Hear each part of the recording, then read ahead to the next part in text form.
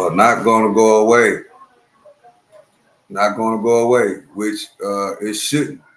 No matter who you rock with, it still shouldn't go away. You still should want to know who was on that Epstein list. You know, we want to see who's on there. You know, no matter who you roll with. I know I want to see who on there real bad. So the ladies, they're saying they're coming up with their own list. You know, they said they're coming up with their own list. And in my opinion, this is my opinion, I think everybody is on the list. Personally, that's what I really think. It's not going to go away, guys. It's not. Now they're trying to come up with this Epstein Files Transparency Act, where you will have to release the files. I think that's what it's really about. You got to do your own research on that. You know, so we're going to watch this a little bit to see what they're talking about. Then we're going to go over here to Kennedy. You know, he's getting questioned. I think it's on Capitol Hill. He's getting questioned on Capitol Hill, guys. So yeah, appreciate y'all for joining me. I'm your host, the one only Stock Sniper, and we're finna see what these ladies say about these Epstein files. We need the Epstein files to be released.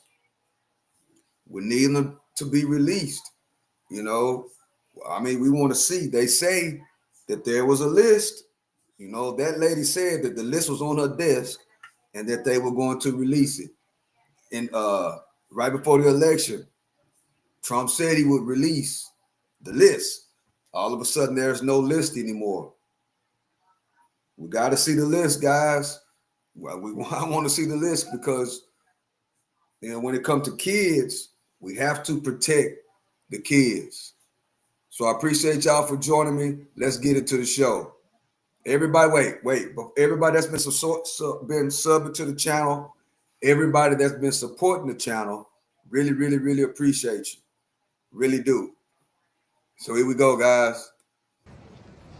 I want to thank all of my survivor sisters who came before me today. I'll be very short. In the year 2000, I was taken to Jeffrey Epstein's island while on a photo shoot on a nearby island. Who I saw and what I experienced there was a glimpse into a very dark and disturbing world. For years after, I tried to avoid Jeffrey, but he had introduced me to Katie Ford, the owner of the Ford Modeling Agency. Epstein's reach went to the very top of fashion, arts, and entertainment. This did not just happen to underage girls in Florida.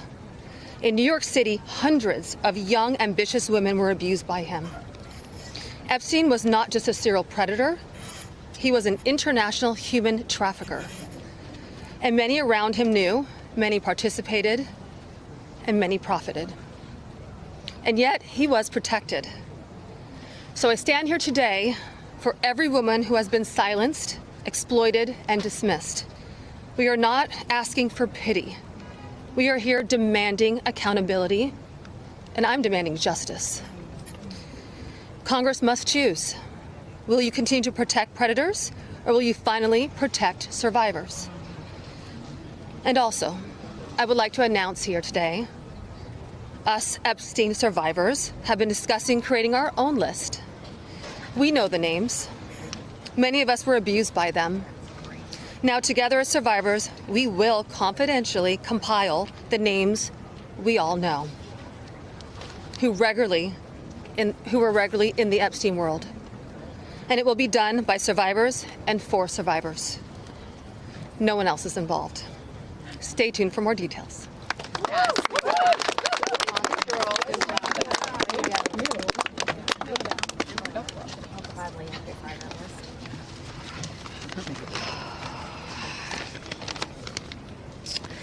Hello, my name is Shantae Davies, and I'm here before you today as a survivor of decades of pain, trauma, and betrayal at the hands of Ghislaine Maxwell and Jeffrey Epstein, and the people who enabled them, and a government that for far too long refused to help.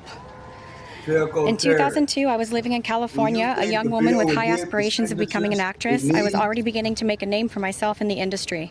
A person I trusted, someone I thought was a friend, invited me to meet a powerful woman who could help advance my career. To be honest, that woman happened to be Ghislaine no. Maxwell. I was asked That's to a give good her a question, massage, no. though I had almost no experience. I don't think so. And when I did, she praised me and promised introductions to someone enormously powerful. Thank you for joining me. I don't think so. I don't think that they'll get the signatures. I don't. It's too many people, in my opinion. It's too many people of power that is on that list, in my opinion. A lot of people are on that list. I don't think they'll get the signatures. No, I don't think so. I would be very, very surprised. Someone who could change the course of my life, and that man was Jeffrey Epstein. At first, I was an excited young woman on top of the world. Epstein flew me to his private island. He listened to my dreams, promised to help, but his promises came with a catch. The abuse began. He told me to keep it secret. He manipulated me with quid pro quo I did not consent to, but I felt I had no one to turn to. He was too powerful. I was just one of the many young women trapped in his orbit. I was even taken on a trip to Africa with former President Bill Clinton and other notable figures. In those moments, I realized how powerless I was. If I spoke out, who would believe me? Who would protect me? Epstein himself was the most powerful leader of our country. Epstein surrounded himself, with the most powerful leaders of our country and the world. He abused not only me, but countless others, and everyone seemed to look away. The truth is, Epstein had a free pass. He bragged about his powerful friends, including our current president, Donald Trump. It was his biggest brag, actually. And what I endured will haunt me forever. What's up, Tim? How you doing, bro? I live every day with PTSD. I live as a mother trying to raise my child while distrusting a world that has betrayed me. This kind of trauma never leaves you. It breaks families apart. It shapes the way we see everyone around us. But one thing is certain, unless we learn from this history, monsters like Epstein will rise again. There are files, government files, that hold the truth about Epstein, who he knew, who owed him, who protected him, and why he was allowed to operate for so long without consequence. Hope y'all having a great Why was morning. Maxwell the only one held accountable when so many others played a role? Why does the government hide this information from the public? This secrecy is not protection, it's complicity. And as long as the truth is buried, justice will remain out of reach. Peter Cooper, my favorite That is why this bill matters. Passing it will, bless you. Thank you. Ensure that the suffering of survivors is not in vain. Passing it will bring accountability, transparency, and prevention. It will help protect the next generation of predators who seek to place themselves above the law through wealth, influence, and connections. This is not just my story. It is about every survivor who carries invisible scars. It's about the weight we live with daily. It is about the families broken and the futures stolen. So I ask you, President Trump and members of Congress, why do we continue to cover up sexual abuse and assault? Who are we covering for? Let the public know the truth. We cannot heal without justice. We cannot protect the future if we refuse to confront the past. Thank you.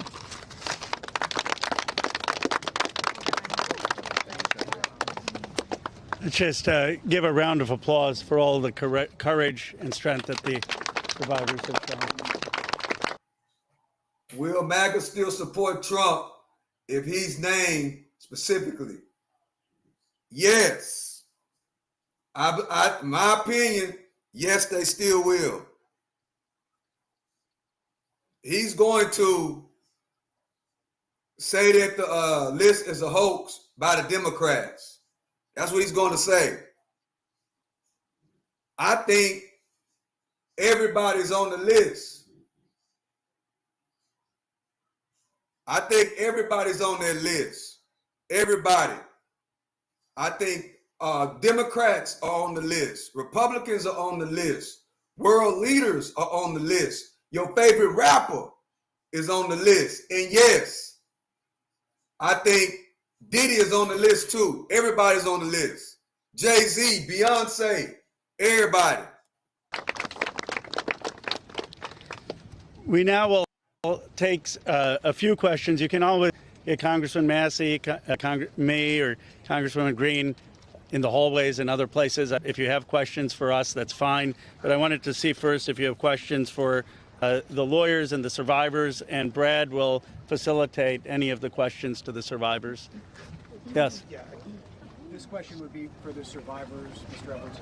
The president has said that this Epstein issue is a hoax, is the words that he used. Can we get your reactions to what you think when you hear him say that?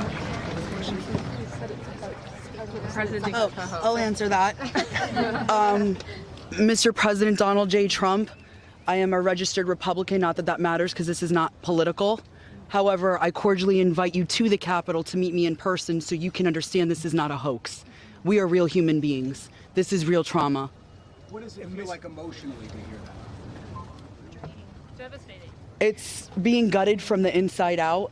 Not that I would know what that feels like, but I imagine it's the anxiety buildup with the depression and the survival mode, and then your nervous system goes limp and ironically is shot. And it feels like you just want to explode inside because nobody, again, is understanding that this is a real situation. These women are real. We're here in person. To say that it's a hoax is just not... Please humanize us. I would like Donald J. Trump and every person in America and around the world to humanize us, to see us for who we are and to hear us for what we have to say. There is no hoax. The abuse was real. Now, what goes on behind closed doors, I can't speak for that. What happens around the world politically, I cannot speak for that. But I am here with all of these women, including our attorneys, and I would be more than happy to meet with him, and I will meet him halfway. Ms. Edwards, I wonder if any of the victims could respond to the news from recently about Ghislaine Maxwell being transferred to a lower security prison in the aftermath of speaking to Todd Blanche. You want that one? There you go. About her transfer to Oh, yeah. I'm happy to speak to that. We were horrified to learn that she had been transferred to a prison camp. She is someone who was found guilty by a jury of sex trafficking. She not only, we often hear that she procured women for Jeffrey, which I think is a very sort of polite and minimizing term. She also participated in the abuse. She was a major architect of the scheme. And the fact that she's painted herself as a victim, I think is disgusting. And it was horrifying, I think, to us that we were not told about her prison transfer. We found out about it in the news. Just 1 minute, I think Anusha maybe has her. So, Chat, I got the question for the chat. I need all y'all to vote. This is the question, chat. Will this list be real? Be true?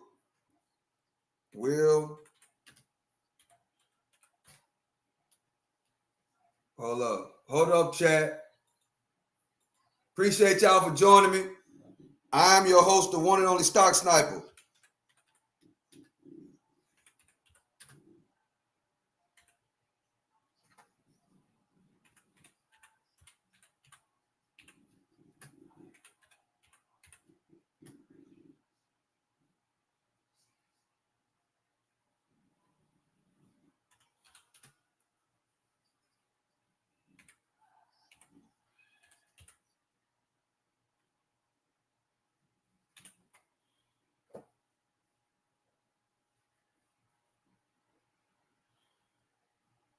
See what's going on with the list.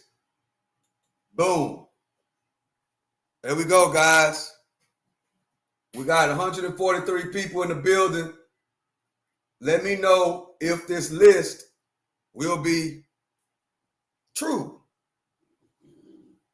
Is it believable? Anushka DiGiorgio, I testified alongside Annie at the trial of Ghislaine Maxwell.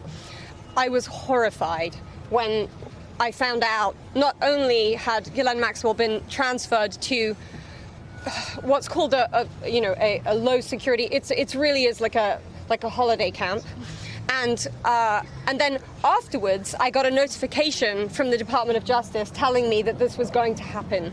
when it had already happened. This woman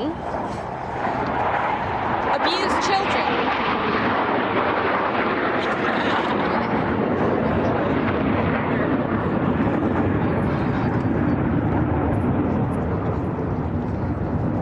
I was abused by Jeffrey Epstein and Ghislaine Maxwell for over 10 years.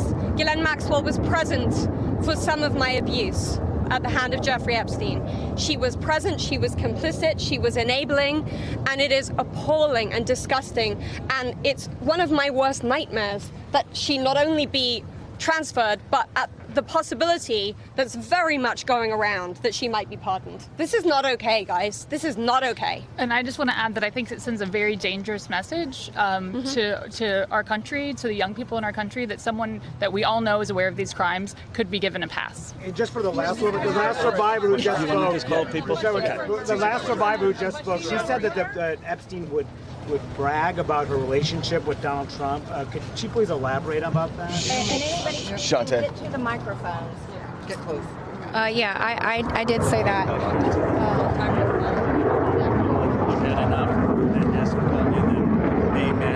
You had to put you in timeout, Moment. You bringing a negative vibe to the chat. This is the best chat room on YouTube, bro.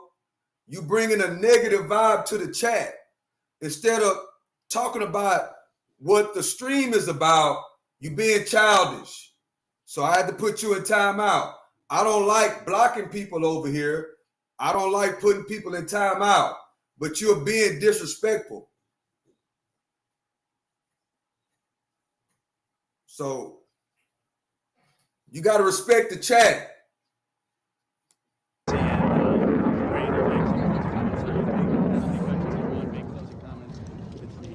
My first trip to the Palm Beach residence, I drove there from the airport with Ghislaine Maxwell, and Jeffrey and Ghislaine were always very boastful about their friends, their famous or powerful friends, and his biggest brag forever was that he was very good friends with Donald Trump. He had an 8x10 framed picture of him on his desk with the two of them. Like, they were very close. Go ahead. You have to understand, Moment, there are a lot of older people in this chat room, right? A lot of people that come rock with us in this chat, they're older people. So you got to be respectful. On his personal attorney, your survivors Or what? Excuse me. One second. She called on me. Rick's client was that the two ladies are putting together. You said it would be confidential, but will the public? Could you clarify? Will the public get to see that? So, Lisa, what's your vision here? Is it going to go to the public or just amongst the survivors? No, we're reaching out to survivors that are scared. So come on up. We're reaching out to survivors that are scared to come forward and that also know who they were trafficked to. So that's the list that we're compiling. And we're not quite sure, how we're going to release that, or even if we're going to. The Department of Justice needs to release the list. Right? Yes. For folks at home, they might be confused. Survivors know seen these powerful people. Why can't you say the names? Could you just explain? Hello, Why do Alex. we How have you to say the doing? names when the government knows the names? Hope you're having a great morning. And we're also scared to do so. Look what's happened to so many of the survivors that have revealed names. Yeah, I find it I think it's also worth saying that having represented, I think, between our firm and Boyce Schiller, hundreds of victims, and we've talked to them about the various people that they were farmed out to. So we've created somewhat of a list. Most of these individuals, the victims, are very scared to say these names because they could get sued, they're going to get attacked, and nobody protected them the first time. And that was against one person. So is there a list? There is a list, but just to dispel kind of the common theme here, every one of these women was abused by Jeffrey Epstein, and his scheme was to personally abuse women. When they reached a certain age, he did farm a section of them, some of them, out to some of his friends. That doesn't mean all of his friends. With that said, I'm more than happy to assist in helping create the list behind the scenes and see what we do with it. But if someone's interested, Go ahead. Hold on. I think if someone's interested in prosecuting, they may have something different to say about sharing a list. But they're not sharing a list for nothing to happen, and that's the experience that they've had for all of these years. All right, guys, that's it. We'll switch it over to here. They are Kennedy is testifying before the Senate. So we're going to switch over to here. Let's see what the numbers are, guys. Appreciate y'all for joining the chat. Appreciate y'all, chat, for coming to rock with me. Appreciate y'all. Let's see. Let's see what the numbers is. We had 67 votes. 66% says yes. 34% says no. As you're coming in, guys, please do me a favor and vote. It's very, very important. So we're going to switch it over here. Appreciate y'all for joining me. I am your host. Thank y'all, chat. Here we go. Also prioritized efforts to end waste, fraud, and abuse in our federal health care programs, including through eligibility and enrollment verification. This critical work is not just about saving taxpayer dollars. It's about restoring trust and ensuring vital programs like Medicare and Medicaid are sustainable for generations to come.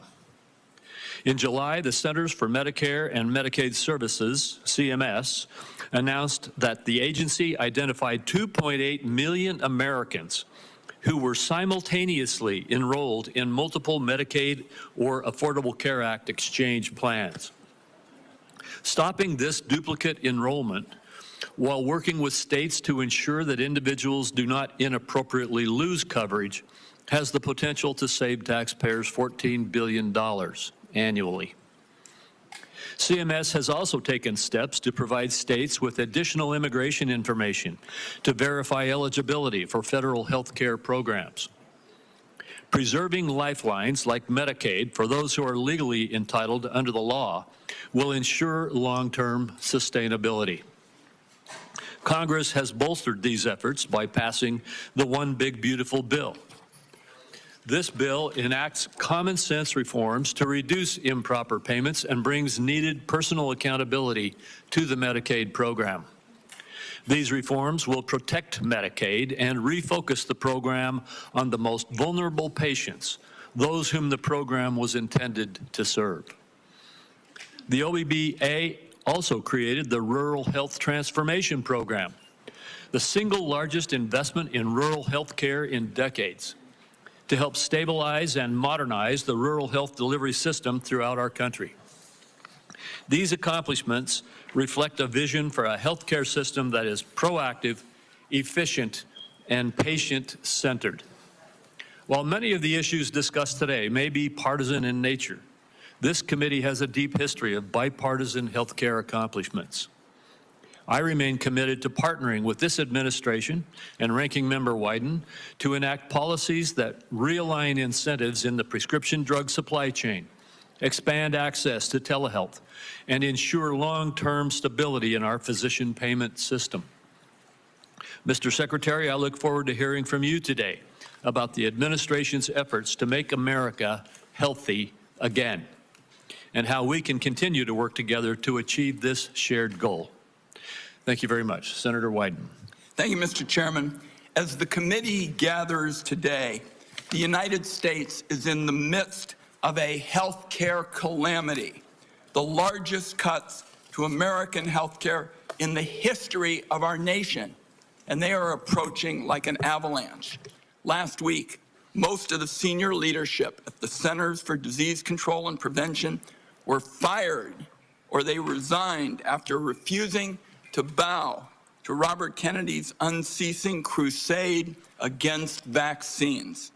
I traveled across Oregon last month, and the message was the same from one end of the state to the other. Families are confused. They're scared about who to trust about their health care. Robert Kennedy and Donald Trump have done so much to feed that mistrust. This morning, my staff, in partnership with Senator Alsobrooks' team, is releasing a report that shows the disaster of Robert Kennedy's 203 days in office. Every single day, there's been an action that endangers the health and wellness of American families. Robert Kennedy has elevated conspiracy theorists, crackpots, and grifters to make life or death decisions about the health care of the American people. Robert Kennedy's tenure is so far marked by 3 calling cards. One is chaos at federal health agencies, leaving families, doctors, and the entire nation confused and frightened. Corruption that benefits Robert Kennedy, Donald Trump, and their friends at the expense of taxpayers, and higher health costs for families. I ask unanimous consent, Mr. Chairman, to enter this report into the record. Without objection. Then there's chaos. It's been obvious from the start that Robert Kennedy's primary interest is to take vaccines away from Americans. During his confirmation process, he claimed to be pro-safety and pro-science, but his actions reveal a steadfast commitment to elevating junk science and fringe conspiracies. His agenda has not been about choices and information for families. Just last week, he threatened doctors that deviated from the new anti-science vaccine guidelines he released that make it harder for pregnant women and children to get the COVID vaccine. And then there's corruption. Robert Kennedy's bizarre statements and actions beg the question, why? Democrats on this committee answered that question months ago. Robert Kennedy can enrich himself and his allies. His family still stands to gain from class action lawsuits against vaccine makers. Now, Robert Kennedy fired every member, every single one of the group responsible for making vaccine recommendations to doctors across the country under the false pretense of conflicts of interest. Meanwhile, many of the new members of the panel are outright vaccine deniers who've appeared as paid witnesses in lawsuits against vaccine makers. Their conflicts of interest and ethics disclosures remain hidden under lock and key. On top of all this bedlam in American healthcare, just 2 months ago, Donald Trump signed into law the largest healthcare cuts in American history to pay for tax breaks for the wealthiest people and massive corporations in our country. Republicans know these cuts are going to hit communities like a wrecking ball. That's why they pushed the most severe cuts until after the election. That's why their members already introduced bills to roll back some of the cuts. Make no mistake, though, those cuts are being felt right now. We're seeing hospitals in Idaho cutting payments, hospitals and nursing homes. Providence Seaside Hospital in Oregon announced they're shutting down their labor and delivery unit. Every family is going to feel the burden of Trump care in America. Premiums are going to spike next year, especially for those who buy health insurance on their own, but the effects will be felt by those who get insurance also through an employer. Congress has an opportunity to extend the Affordable Care Act tax credits that lower the cost of premiums. Democrats are ready to pass an extension that stops a dramatic premium spike that would force many families to pay double what they do today. Instead of finding ways to help American families pay less for health care, Robert Kennedy is focused on his anti-vaccine mission, fueled by some kind of complex that the consequences be damned. Amid this litany of corruption and chaos, the one point I have to underline is Robert Kennedy puts children in harm's way every single day in America. To my Republican colleagues, I must ask, what line must Robert Kennedy cross before some of you will also join this alarm? This weekend, under the cover of darkness, Robert Kennedy attempted to disappear hundreds of children under his care at Office of Refugee Resettlement facilities. These children here without parents or family were rounded up in the middle of the night and put on planes to Guatemala. Lawyers on the ground described unthinkable scenes. Our staff, some who are here today, were party to this in the middle of the night, and one child said to their lawyer, "Why do they want to send me back? My mom is dead, and my dad abuses me. Why do they want to hurt me?" This was an actual conversation. These actions were illegal. Documents show that many of these children were in the country to escape trafficking in their homeland. Mr. Kennedy calls himself a protector of children. Some kind of rich claiming from somebody who's flown on Jeffrey Epstein's private jet on multiple occasions. I don't think Robert Kennedy should be within a million miles of this job. Republicans on the committee had a chance to prevent the public health train wreck that Mr. Kennedy has engineered. Everyone voted for him. It is in the country's best interest that Robert Kennedy step down, and if he doesn't, Donald Trump should fire him before more people are hurt by his reckless disregard for science and the truth. I also would like to note Senator Cantwell has joined us in this effort. I hope, at the very least, Robert Kennedy has the decency to tell the truth this morning. Mr. Chairman, I have a procedural request I'd like to make at this time. It's a short one. Proceed. Thank you, Mr. Chairman. Mr. Chairman, it's unfortunate that I have to say this, but this is a witness who has lied to members of the Senate Finance Committee. In response to over 35 written questions, including from me, he said, and I quote, that he would do nothing as HHS Secretary that makes it difficult or discourages people from taking vaccines. That was clearly not true. His unprecedented unilateral actions to restrict access to COVID vaccines, that alone proves it. He tried to fire the Senate-approved CDC director after she chose the truth over what I consider his delusions. His prepared testimony even today includes the debunked lie that 500,000 children disappeared under the Biden administration's watch, a lie that the Trump administration is using as a pretext to hunt immigrant children and their families. So, my request, Mr. Chairman, and I think it is unfortunate that I have to do this, but given the unprecedented nature of the witness's behavior, I would ask now that the committee formally swear in Robert Kennedy. Hey, what's up, Frank? How you doing? Thank you for joining. Senator Wyden, I will personally object and will reject your request. We will treat this witness as we treat all of the other administration witnesses who come before us.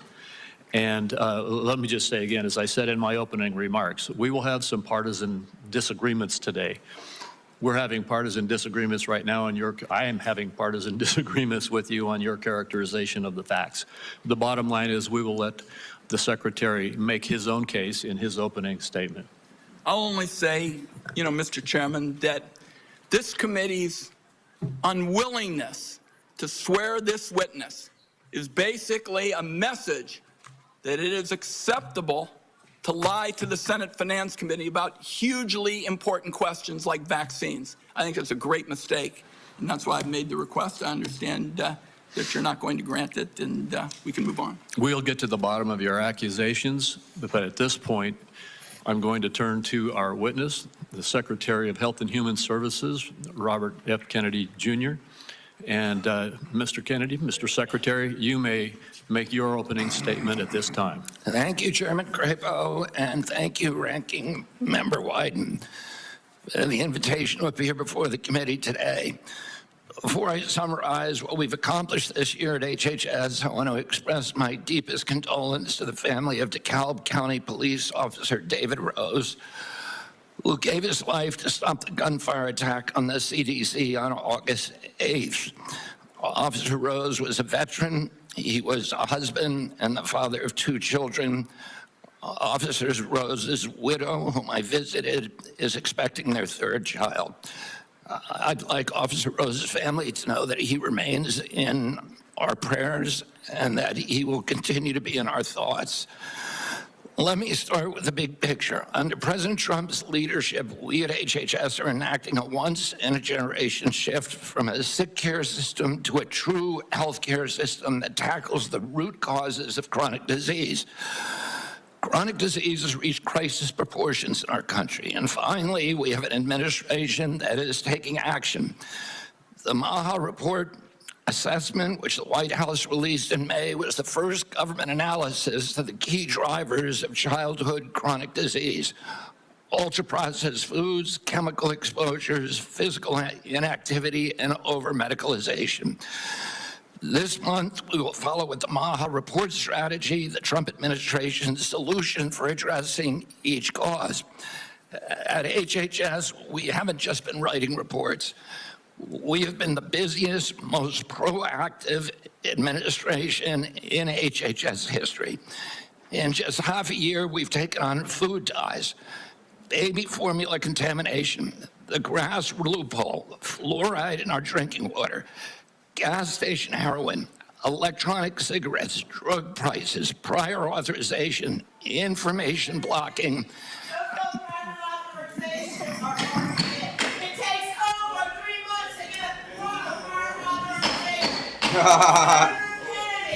Do you know The committee will come Listen to what's going on, guys. A little chaos. to order.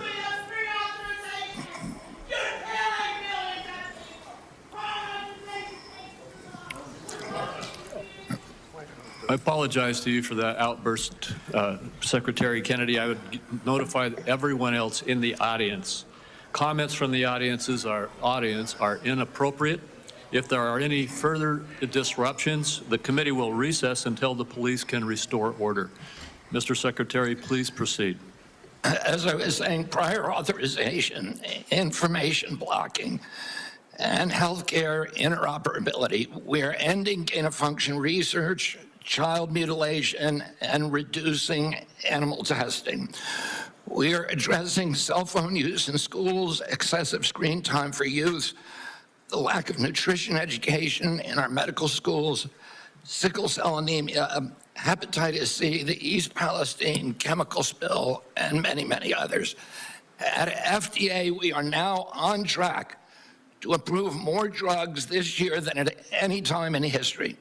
I'm also proud to say that HHS under President Trump is doing more with less. We have taken measures to fight waste, fraud, and abuse. Just by eliminating duplicative enrollments in CMS, we are saving taxpayers $14 billion a year.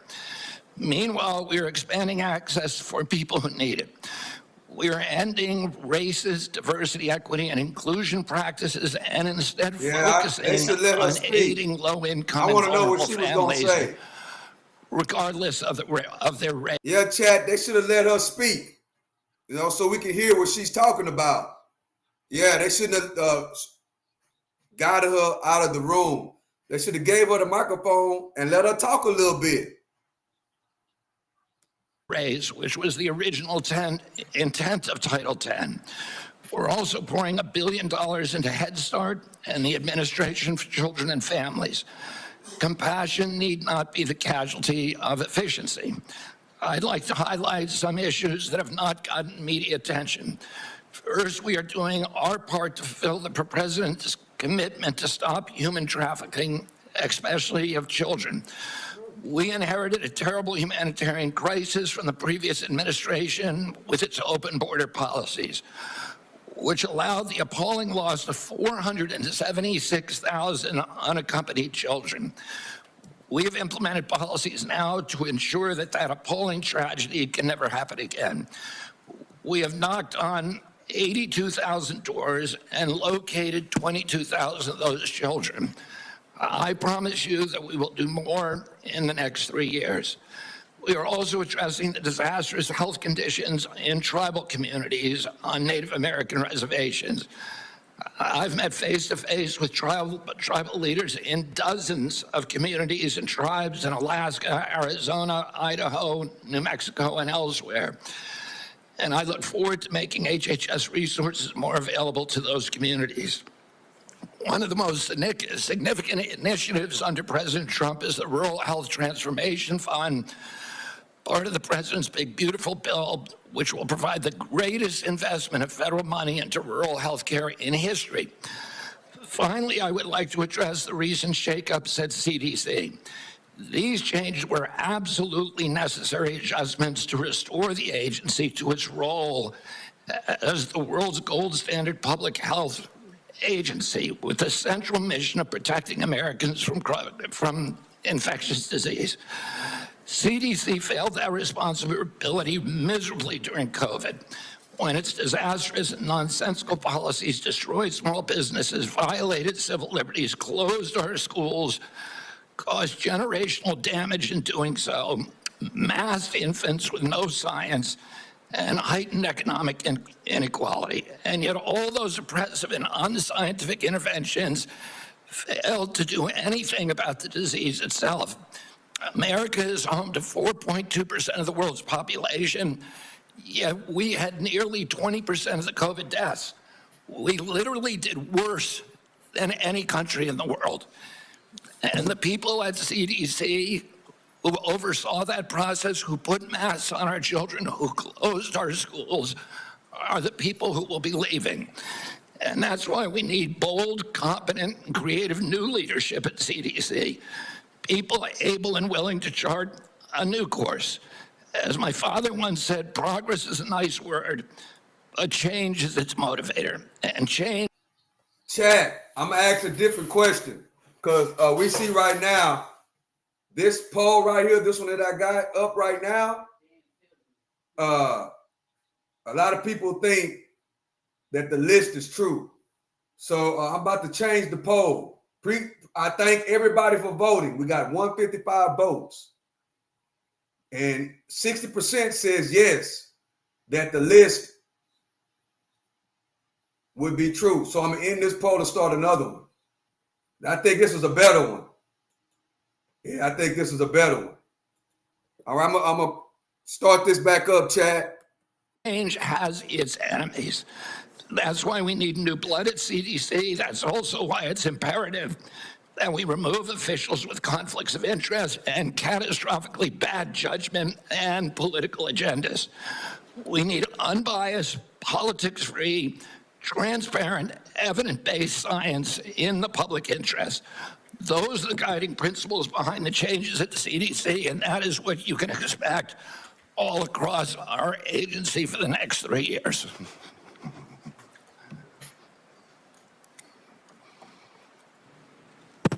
Thank you very much, Mr. Secretary. I'll begin with the questioning. And one of the first things I'd like to talk to you about is actually something that is under the auspices of CMS. And I spoke with Dr. Oz last night about this. I'm sure you're very familiar with it, though.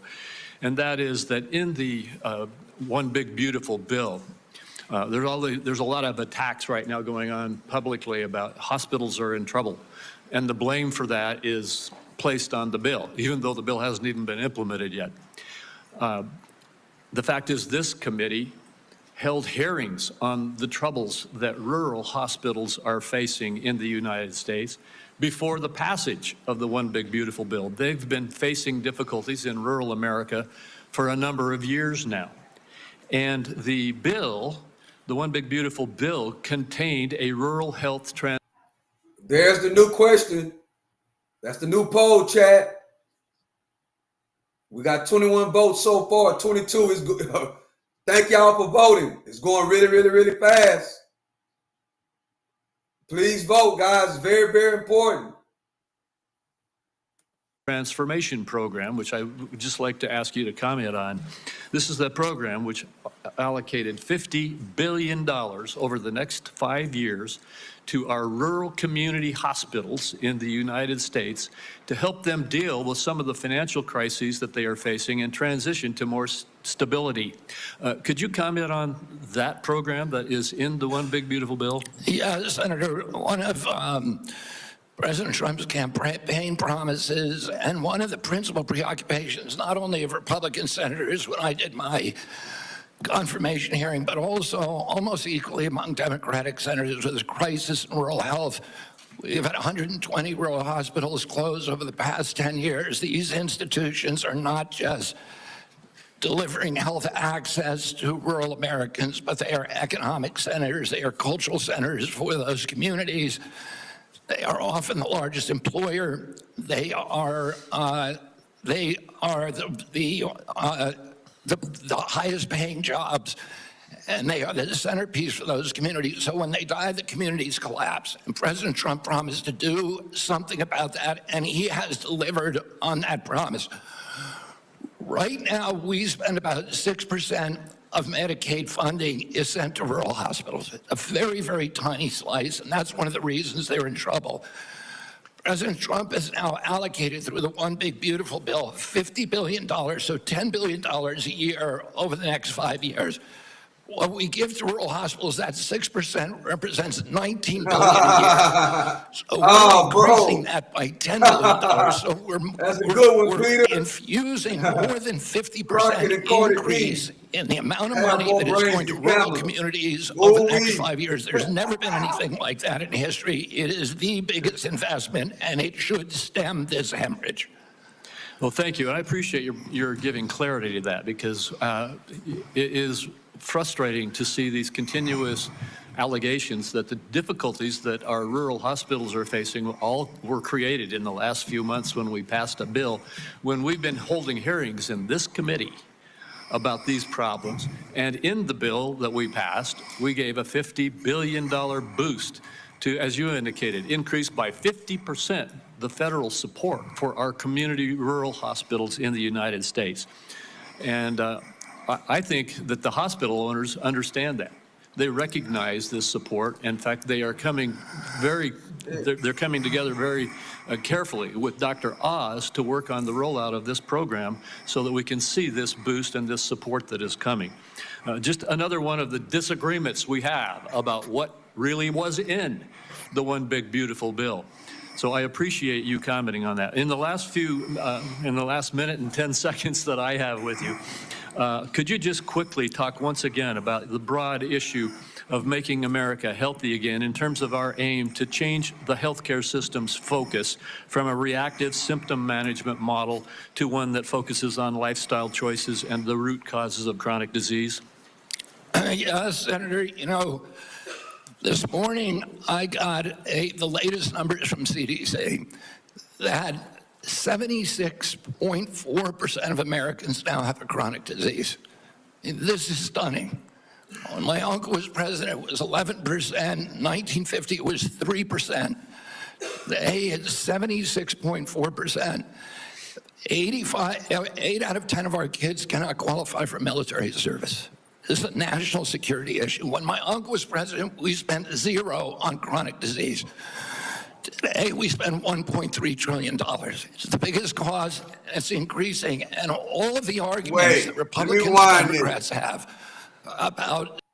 I got to hear that again. Just quickly talk once again about the broad issue of making America healthy again in terms of our aim to change the healthcare system's focus from a reactive symptom management model to one that focuses on lifestyle choices and the root causes of chronic disease. Yes, Senator, you know, this morning I got the latest numbers from CDC that 76.4% of Americans now have a chronic disease. This is stunning.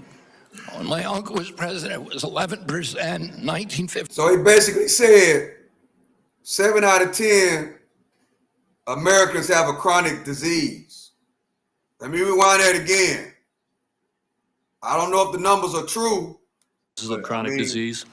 We're going to take what he say as, face value, I guess. Yes, Senator, you know, this morning I got the latest numbers from CDC that 76.4% of Americans now have a chronic disease. So he say the CDC number says 8 out of 10 Americans, 7.6, you might as well say 8. 8 out of 10 of Americans have a chronic disease.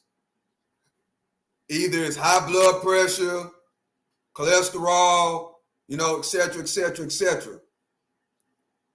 We might have to look that up with the CDC to check the facts. This is stunning.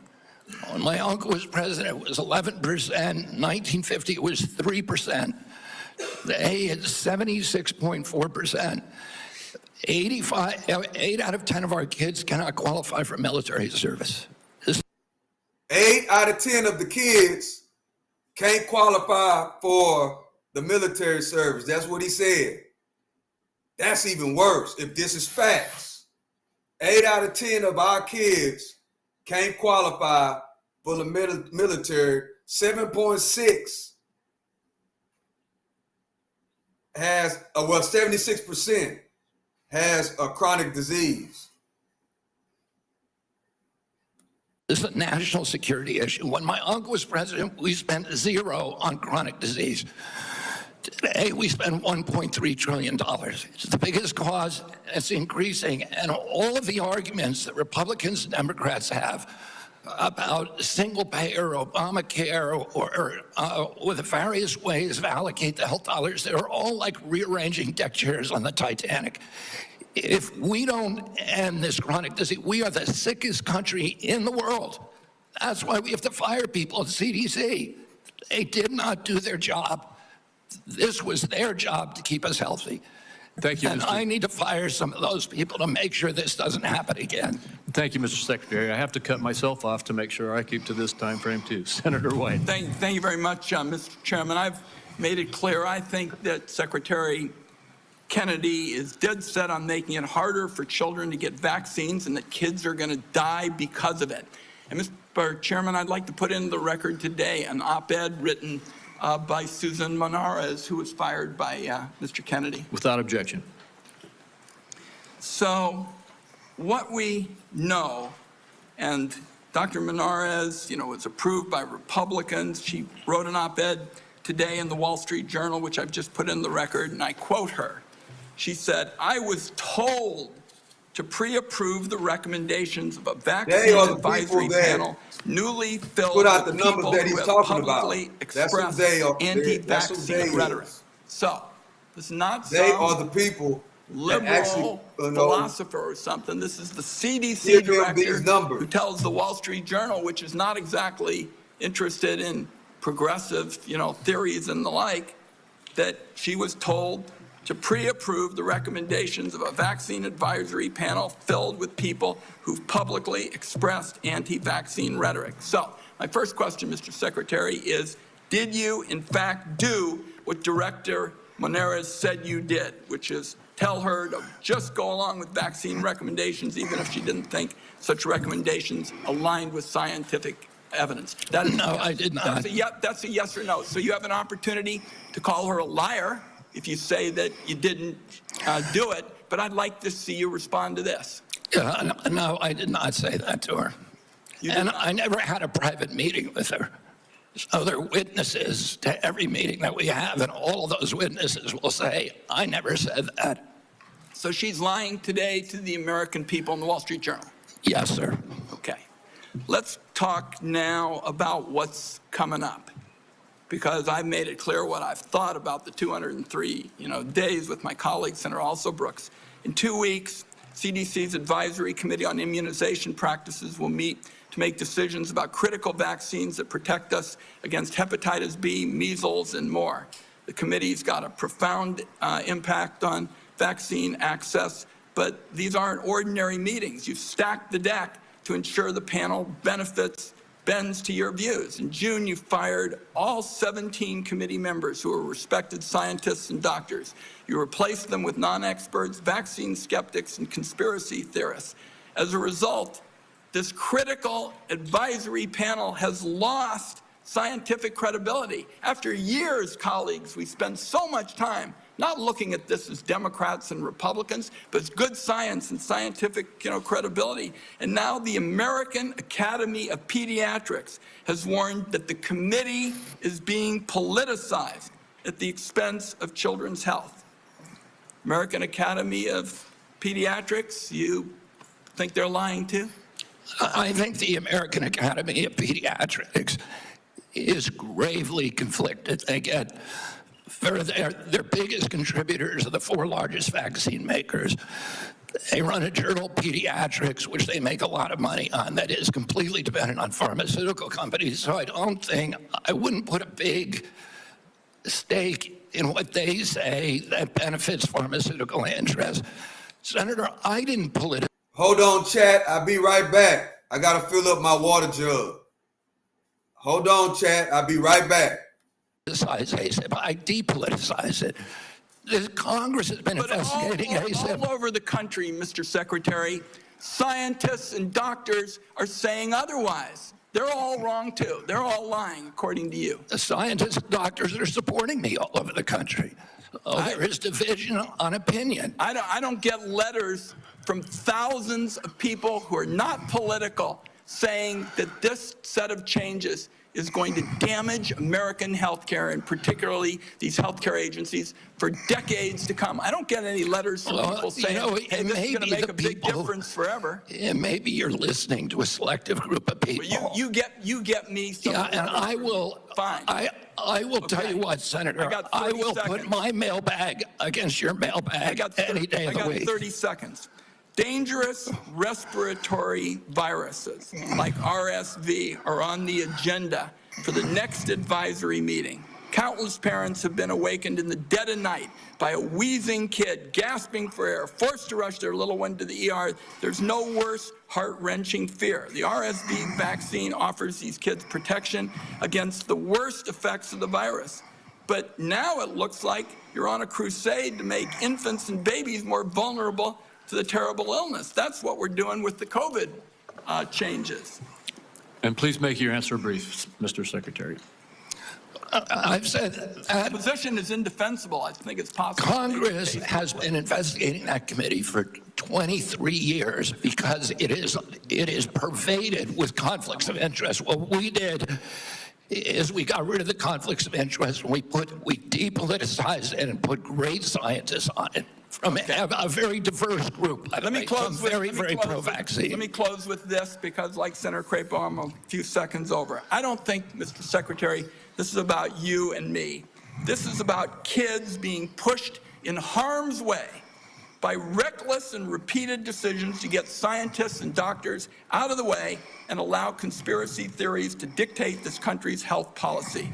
I don't see any evidence that you have any regrets about anything you've done or plans to change it. And my last comment is, I hope that you will tell the American people how many preventable child deaths are an acceptable sacrifice for enacting an agenda that I think is fundamentally cruel and defies common sense. Thank you, Mr. Chairman. Do I get a reply? Or, Senator, you've sat in that chair for how long? 20, 25 years, while the chronic disease in our children went up to 76%. And you said nothing. You never asked the question why it's happening. Why is this happening? Today, for the first time in 20 years, we learned that infant mortality has increased in our country. It's not because I came in here. It's because of what happened during the Biden administration that we're going to end. I'm going to let Senator Wyden respond briefly to that, and then we're not going to go over like we just did. Defend this committee on a bipartisan basis. Colleagues, my cabinet secretary says that we have no interest in chronic care. Mr. Secretary, Mr. Chairman, could we have regular order, please? We are in the process of turning around the Medicare program with the chronic care bill that Chairman Hatch, when he was chairman in this committee, put together on a bipartisan basis. All right, we're going to proceed. And I just want the rest of the members to know, I gave Senator Wyden as ranking member some leeway there, but we're going to stick to the 5 minutes. Senator Grassley. First of all, thank you. I have asked HH secretaries in the past to fully utilize the Rural Community Hospital Demonstration Program under Medicare. The program has been underutilized. In May, the CMS filled the open slots. Thanks to your agency's work, there's been 10 more rural hospitals in the program. It's important that the federal government uses every tool possible to help rural hospitals, and thank you for making that possible. Now to my questions. Back in January, during your confirmation hearing, you told me that you agreed to leave farming regulations to the Department of Agriculture and EPA. Do you think that any comments you have made since your confirmation on topics dealing with agriculture are consistent with what you said in January, that USDA and EPA ought to be regulating farming, and that the Department of Health and Human Services should not seek to regulate farms, the tools they use, or the markets that they sell into? Yes, Senator, we are working very, very closely with Brooke Rollins and with the agricultural community. We've met with over 140 farm interests over the past 3 months to incorporate them to make sure that the MAHA agenda is consistent with their agenda. We are producing the best food in America, that we're protecting our soils and our soil microbiome, and that we're protecting all kinds of farmers, including those who want to transition to regenerative agriculture. We're consulting every stakeholder in the farm community in everything that we do. I just raised the question because farmers in my state have been concerned about some of the things you're saying. Senator, I can't hear you. I'm sorry. Some of the farmers in my state have been raising questions about some of the things that they think you said, whether it was out of context or not. I just thought I'd raise this question so that you would keep by what you told us back in January at your confirmation hearing. Now, Senator Durbin and I have a bipartisan bill that requires price disclosures on TV ads. Price transparency is important in drug advertisement. I know that President Trump, Vice President Vance, and you are all supportive of this effort. When can I expect action from this administration on requiring drug companies to publish the price of drugs in their TV ads? And just in case you would tell me that you don't think you have that authority, can you help Senator Durbin and I on our bill so that we can ensure that you have legal authority to require price disclosure? Melinda, how you doing? Senator, Thank you for I joining the think stream. it would be good for us to talk about this offline. Hope you're having a great morning. We are working on this in our agency, and I'm happy to tell you, give you the details of what we're doing. Okay. I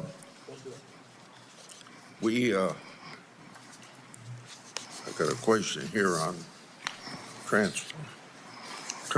Senator Kennedy and I have been working it, or Senator Wyden and I have been working on this. For nearly 2 decades, I've engaged in a bipartisan oversight of the organ transplant system. ERISA has developed a tool to combat transplant line skipping. I hope that you can take steps to make sure that these steps are being taken by HHS and ERISA to curb transplant line skipping. On July the 2nd, Senator Wyden and I wrote you a letter highlighting cases of OPOs in Mississippi and Kentucky. In each of these cases, OPO allegedly tried to harvest organs from patients still showing signs of life. Thank you for joining the I expect you to take steps through these organizations to ensure that this doesn't happen again. We have mounted a major investigation of misconduct, of illegal behavior, of organ harvesting, of living people, of line skipping, of favoritism, of all kinds of scandalous behavior inside the organ procurement organizations. We have already ended the contract, terminated the contract to the sole source provider. We are reorganizing the entire industry so that this can never happen again. I'm happy to go into the details with you if I had more time. Thank you. Senator Cornyn. Mr. Secretary, the United States spends approximately 18% of our GDP on health care, and yet by most accounts, we rank roughly 10th in the world in terms of a health care outcome. Hey, what's up, Hawaii? Our Democratic colleagues seem to think the more money you spend, you're necessarily going to improve those outcomes.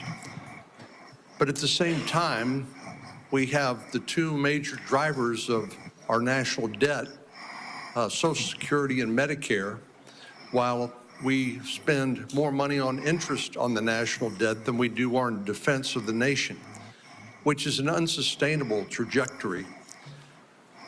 What is it that you're doing to address the effectiveness and the outcomes of our healthcare expenditures as opposed to just throwing more money at the problem? Yeah, I mean, throwing money at the problem does not work. We spend 2 to 3 times per capita what European nations spend on health care, and we have the worst health outcomes. We're 79th in health outcomes globally.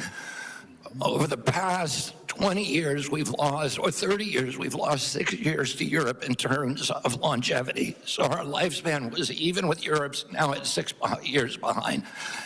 As I remarked to Chairman Wyden this morning, or Minority Leader Biden,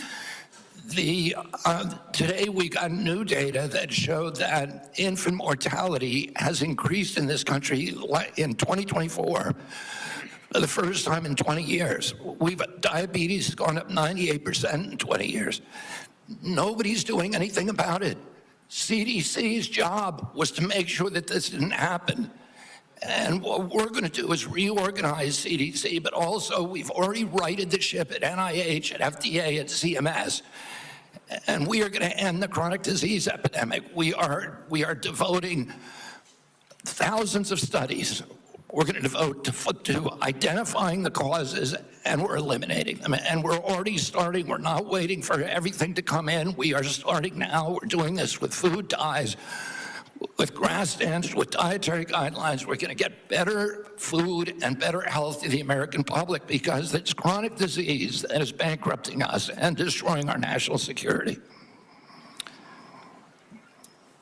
Seems to me one of the biggest problems that we have in America today is the trustworthiness of the information that we actually receive from the news media and from any other source. And obviously, the easiest thing for our Democratic colleagues to do is to scare people because that is a powerful emotion, no matter what the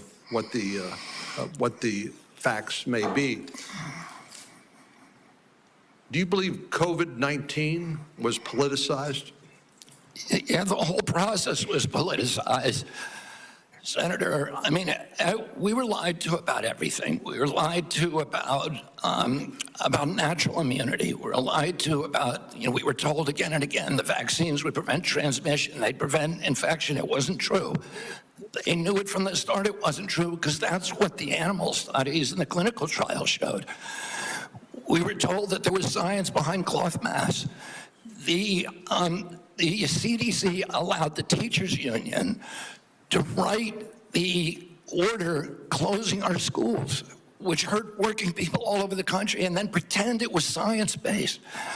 All of these issues, and then I can show you, like, for example, Chairman Wyden was talking about me politicizing ACIP, but during COVID, probably the most famous scientist on ACIP was Martin Kulldorff from Harvard, the great world-renowned epidemiologist and vaccinologist.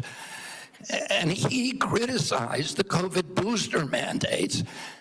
They ejected him from COVID because he wasn't in the orthodoxy. The two biggest health officials at FDA during COVID, Dr. Gruber and Dr. Krause, criticized the Biden mandates, vaccine mandates. President Biden said in August, I would never take that vaccine, the Trump vaccine. And he came in, he mandated it, and then he fired the two top health officials at FDA who said, hey, this thing has not been properly tested. So the whole process was politicized, and even today. So let me, in 15 seconds, so I think you answered yes. It was politicized. And I have concerns that when you look at some of the conflicts of interest in peer-reviewed articles in professional journals, and when you point out that even some of the physician associations are conflicted because of the money they get from the pharmaceutical industry, are you committed to trying to make sure that we use the best science and separate and eliminate politics as much as possible? That is what my job is. That's what my mission is. Eliminate the politics from science. Senator Bennett. Mr. Secretary, in June, you fired every member. Mr. Secretary, Mr. Secretary, may I have my time back, Mr. Chairman? Thank you. Mr. Secretary, thank you for your attention. In June, you fired every member of the well-qualified panel that was charged with recommending vaccines to the CDC. No one in your job has ever fired every committee member all at once. That month, you told the American people that you were, quote, going to bring great people onto the ACIP panel, not anti-vaxxers. Are you aware that one of the people you put on the panel, Dr. Robert Malone, claimed that the commonly used mRNA vaccine, quote, causes a form of AIDS and can damage children's, quote, brains, their heart, their immune system, and their ability to have children in the future? Yes or no, Mr. Kennedy? And Dr. Malone is one of the inventors. Yes or no? Yes or no? Were you aware that he had that view when you appointed him to this panel? Dr. Malone is one of the inventors. As I said, Hey, Dr. Jessica, how you doing? Thank you for joining the stream. That's not so he knows a lot Hope more you have about a great it than I do. morning. Mr. Chairman, that statement is not true that Dr. Malone made, just as it wasn't true when you wrote that, quote, African AIDS is entirely different from Western AIDS. Are you aware that another one of these new members, Dr. Levy, wrote that, quote, evidence is mounting and indisputable that mRNA vaccines cause serious harm, including death, especially among young people? Yes or no? Are you aware that he said that? I wasn't aware he said it, but I think I agree with it. You agree with it? It's not true. It wasn't true when he said it. It is not true when you said it. Secretary Kennedy, later this month, your new panel will meet to consider changing vaccine recommendations for American children. In addition to the COVID-19 vaccines, they are set to review recommendations for the hepatitis B vaccine, for measles, for mumps, for rubella and varicella vaccine, and the RSV vaccine. These are common back-to-school vaccinations for children all over the industrialized world. If you change that, you owe parents in Colorado and across the country the benefit of some transparency, I think. If your panel recommends changing the vaccine schedule for children, do you anticipate that fewer children will receive these common vaccinations, yes or no? What I would say, Senator, the obvious answer is yes. Should parents and schools of Colorado be prepared for more measles outbreaks as a result of that, Mr. Secretary?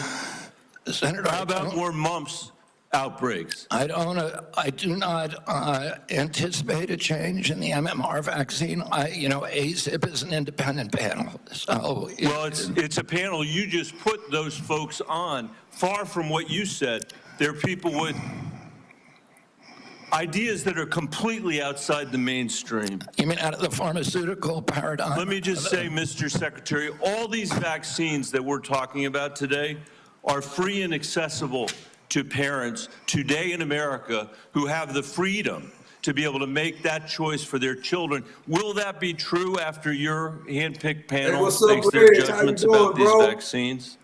I think that parents should be free. I know you said that before. I do too. To make their own choices. So will they be just as free after these? I assume they will be.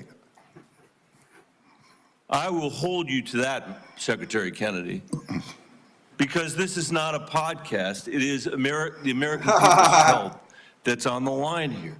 This is the last thing, by the way, our parents need when their kids are going back to school, is to have the kind of confusion. He told him this is not a podcast. Yes, it is, bro. This is a podcast. It's called the Stock Sniper TV. And we appreciate everybody in the chat. We got 266 votes. Man, it's close. But 54% says yes. 54% says yes. That America would be better if Kamala Harris was president. Wow. I'm very surprised, guys. I'm surprised, chat, that that's the number. I'm surprised. Confusion and expense and scarcity that you're creating as a result of your ideology. I think it's critical for you to share the evidence that this panel will rely on. Will you give the American people 6 months or 6 weeks in advance the record that they're going to rely on to make these decisions? Will you make it transparent for the American people? All the evidence is transparent. Will you make it? I'm not surprised that the numbers are close, because I know we got, a lot of different people that come in the chat, which is great. I love, that everybody rocks with the channel. But I'm surprised that, most people think that America would be better if Harris was the president. I'm very, very surprised. But it's good to know that. Thank y'all for voting as we get close to 300. In advance, transparent for the American people so they can comment on it? All the evidence is transparent for the first time in history, and you were never there complaining when the pharmaceutical companies were picking those people and then running their products through with no safety testing. You can characterize it any way you want. I quoted them today. What I said was accurate. What you said were lies. You described people moving the Titanic. Are you saying that the mRNA vaccine has never been associated with myocarditis or pericarditis in teenagers? I am simply. Is that what you're trying to tell us? I am simply trying to say that the people that you have put on that panel, after firing the entire. You're evading the question. No, I'm asking the questions here, You're Mr. evading Kennedy. that question. I'm asking the questions, Mr. Kennedy. I'm asking the questions for Mr. Kennedy on behalf of parents and schools and teachers all over the United States of America who deserve so much better than your leadership. That's what this conversation is about, Mr. Chairman. Senator, they deserve the truth, and that's what we're going to give them for the first time in the history of that agency. Senator Cassidy. Thank you. I'll try and restore a little calm here. And I'm approaching this as a doctor, not as a senator. I am concerned about children's health, seniors' health, all of our health. I love the excitement. And I applaud you for joining the president in a call for radical transparency. Shows passion. Thank you for that. I just hope I it's said real. yesterday, I believe it, that President Trump deserves a Nobel Prize for Operation Warp Speed. If he had been President Obama, he would have gotten it. But because of Operation Warp Speed, forcing the federal government to come to a vaccine development within 10 months when others said it couldn't be done, we saved millions of lives globally, trillions of dollars. We reopened economies, an incredible accomplishment. Mr. Secretary, do you agree with me that the president deserves a Nobel Prize for Operation Warp Speed? Yeah, absolutely, Senator. That was phenomenal. Let me ask you, but you just told Senator Bennett that the COVID vaccine killed more people than COVID. Wait, that was a statement. I did not say that. Okay, then let me ask, because you also were Senator, I just want to make clear, I did not say that. We'll check the record. That's a question of fact. You also said that you were also, as lead attorney for the Children's Health Defense, you engaged in multiple lawsuits attempting to restrict access to the COVID vaccine. Again, it surprises me that you think so highly of Operation Warp Speed when, as an attorney, you attempted to restrict access. Now, let me ask. I'm happy to explain why. I have 3 minutes and 30 seconds left. It also surprises me because you've canceled, or HHS did, but apparently under your direction, $500 million in contracts using the mRNA vaccine platform that was critical to Operation Warp Speed. Again, an accomplishment that I think President Trump should get a Nobel Prize for. You canceled $500 million in contracts. Now, what's going on? I grew up in a middle-class family, so $500 million seems just to cancel. It seems like an incredible waste of money. But it also seems like a commentary upon what the president was attempting, what the president did in Operation Warp Speed, which is to create a platform by which to create vaccines. Smartest chat room on YouTube. So this just seems inconsistent that you would agree with me the president deserves a tremendous amount of credit for this. Is this a question, Senator Cassidy, or is this a speech that you don't want me to answer? Because I want to answer that question. Please. If it's a question. But be tight, please. First of all, the reason that Operation Warp Speed was genius is it did something nobody had ever been done. I don't think any president but President Trump could do it. It got the vaccine to market that was perfectly matched to the virus at that time when it was badly needed, because there was low natural immunity and there were people getting very badly injured by COVID. And then, but it was also brought in therapeutics like hydroxychloroquine and ivermectin and protocols for treatments. And there were no mandates. And then okay, I have another question, so please, about 15 That's when I began litigating against President Biden's mandates. Now, sorry, let me go on because in terms you've of covered me the mandates canceling those before. contracts, I have limited time, Mr. Secretary. I'm sorry. You've called for, and rightly so, that we should restrict participation in agencies for those with conflict of interest. I would like to submit for the record a evaluation of the conflict of interest of those who are on the ACIP and the Vaccines and Related Biologic Products Advisory Board. It was not 97% as alleged, rather it was 6.9%, and it was 1.2%, I think, for the other panel. Without objection. Now, I am concerned, though, because many of those whom you have nominated for the ACIP board, Senator, excuse me, you have the facts wrong in there. excuse me, can I have my time back? Yes. Yeah. What I am concerned about is that many of those whom you've nominated for ACIP have received revenue as serving as expert witnesses for plaintiffs' attorneys suing vaccine makers. Now, one of my colleagues in another setting alleged that you seem more interested in settlements than science. If we put people who are paid witnesses for people suing vaccines, that actually seems like a conflict of interest. Real quickly, do you agree with that? No, I don't. Hey, what's up, Cherry? It may be a How bias. you doing? Thank you for joining the stream. If disclosed, Hope you're having a great is morning. okay. But it's not a financial. It's not a financial conflict of interest. It's not a financial conflict of interest. Let me finish up. You also told Senator Wyden at the outset that you didn't want to take vaccines away from people. And as I conclude, I would like to say this.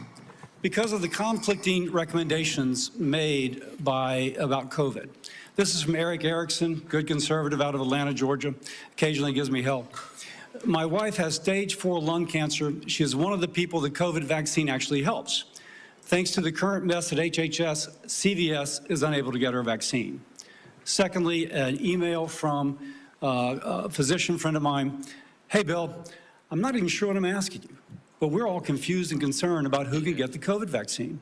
We are having our attorney try and render an opinion, but there's no firm guidance and concern about liability if vaccines are given to a patient who requests it, but not on the current CDC list. Pharmacists are requiring a prescription now even for patients over 65, creating a huge headache. I submit these for the record. Without objection. I would say effectively we're denying people vaccine. Senator Cantwell. You're wrong.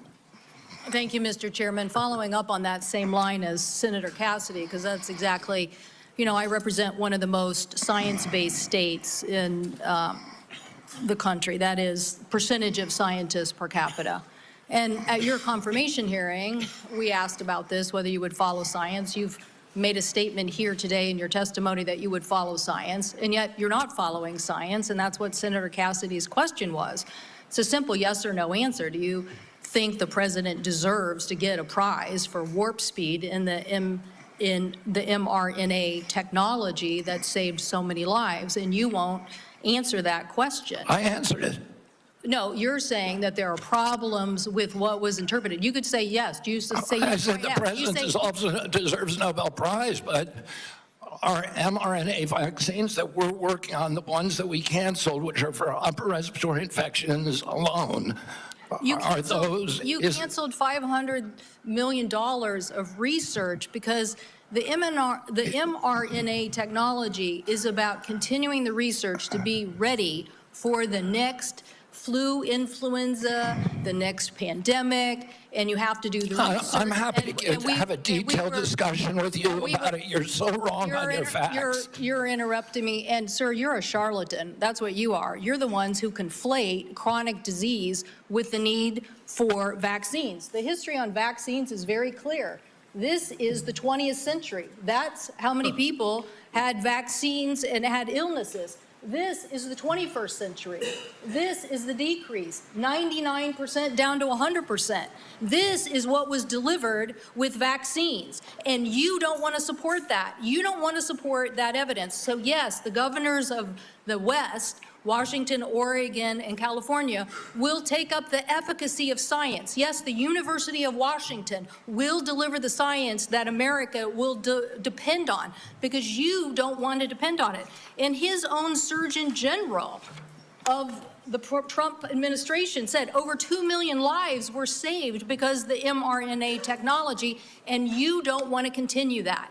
You don't want to continue that technology. So what country is going to now take up that technology lead? What country is going to do that? Leaving us more vulnerable to some other country, keeping the advantage on having the best technology. So I'm telling you, I represent a state that's about technology. I have two other quick questions for you.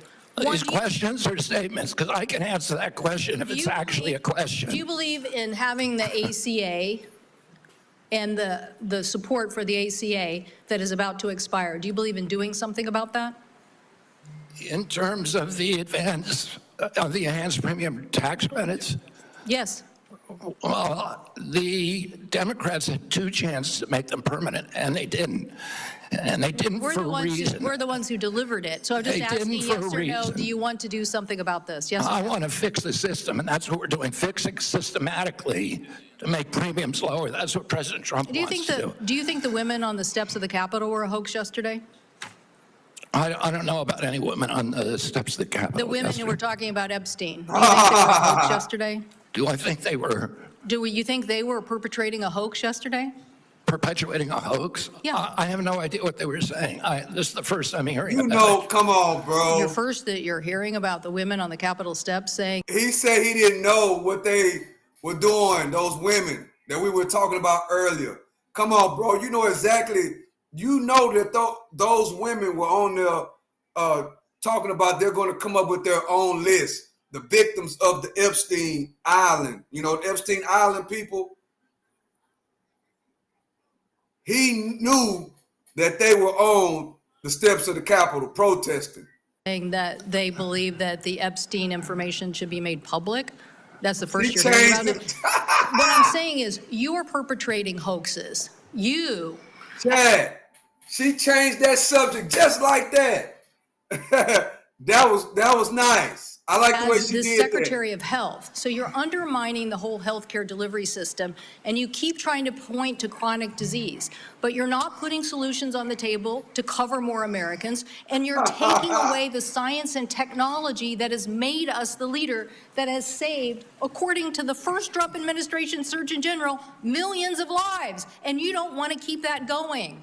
So no, I don't support your continued efforts as Secretary, and I definitely think that our colleagues need to rally around science. If you want the Northwest to continue to lead on all innovation and all healthy people, okay, we'll do that. But it's a sad statement for the rest of America and America's leadership on technology. Thank you, Mr. Chairman. Thank you, Senator Warner. Man, that was Secretary, good. I agree with a lot of my colleagues had hoped. I didn't And he support still you. didn't answer the question. I thought taking on chronic still illnesses didn't answer would be the question, important. I've got guys. 2 kids, as we discussed when you met, that have chronic illnesses. I'm not sure that the focus on red dye and seed oils are going to fully solve that problem. Of course they won't. I would say this, that seems where your emphasis is. I want to go back to just, again, some basic facts. Do you accept the fact that 1 million Americans died from COVID? I don't know how many died. You're the Secretary of Health and Human Services. You don't have any idea how many Americans died from COVID?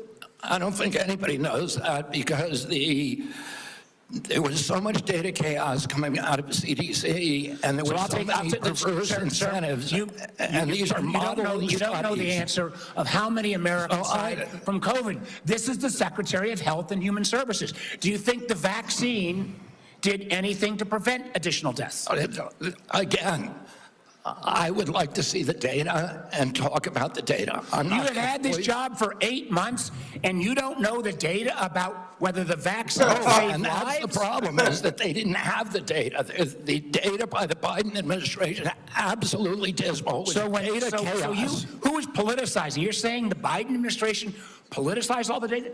Go back to what Senator Cantwell just said. Fired Dr. Go to the Trump Surgeon General. They fired Dr. Kraut. They fired all the people who questioned the orthodoxy. They fired Dr. Gruber, Dr. Krause, So, Mr. Chairman, the Secretary of Health and Human Services doesn't know how many Americans died from COVID. Doesn't know if the vaccine helped prevent any deaths, and you are sitting as Secretary of Health and Human Services? How can you be that ignorant?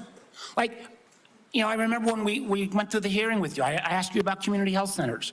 You didn't know what role they play. I've been visiting community. I'm glad you got to one, I think in April. I tell you what I hear on community health centers, they are terrified, with all due respect to my good friend, the chairman, of the big awful bill, because they are going to lose health care across the board. They already live in food deserts. They can't get to a nutritionist because Medicaid doesn't do enough reimbursement. If you're going to want Americans to get healthier, should they have access to nutritionists? Should they have access to good science about healthy food? Absolutely.